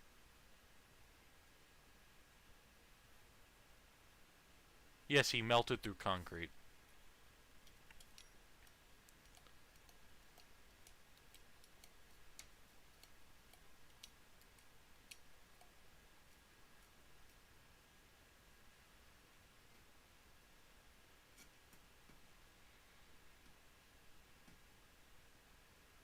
Are we sure the Gundam would do shit? Like, as cool as Gundams are, Lung can go toe-to-toe with an Endbringer. Even if Leviathan stopped sandbagging, he wouldn't be able to kill Lung. That's just a fact. Once Lung gets to that point, he's basically unkillable.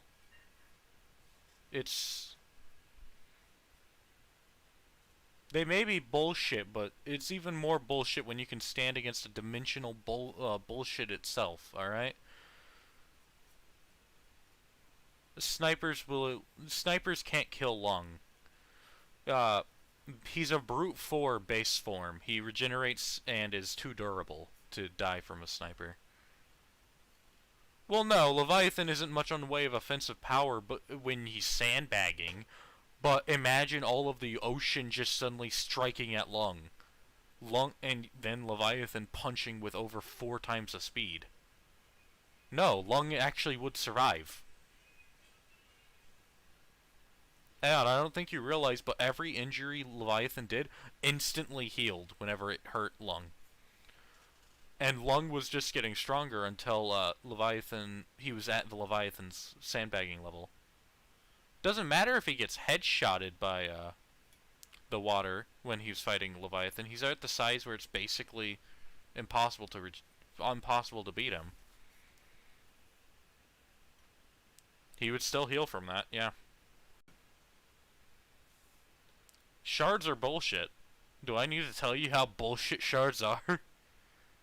You think physics applies to Worm? No, Lung would have to get a better shard to do that. Maybe his shard would have to connect to 4 other power sources. So in other words, kind of, not really.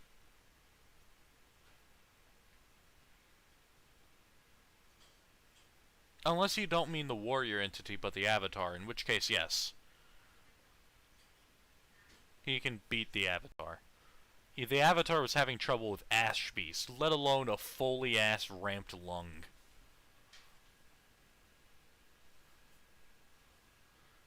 The avatar is but a minuscule speck compared to the entity. By that I mean the entity is like 4 times the power of the avatar, so...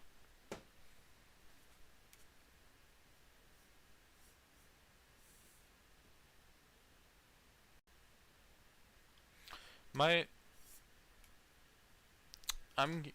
throat's really dry, actually. I might just call it here. It's been lovely. A good event, I do say. Gonna stop streaming now. See you guys.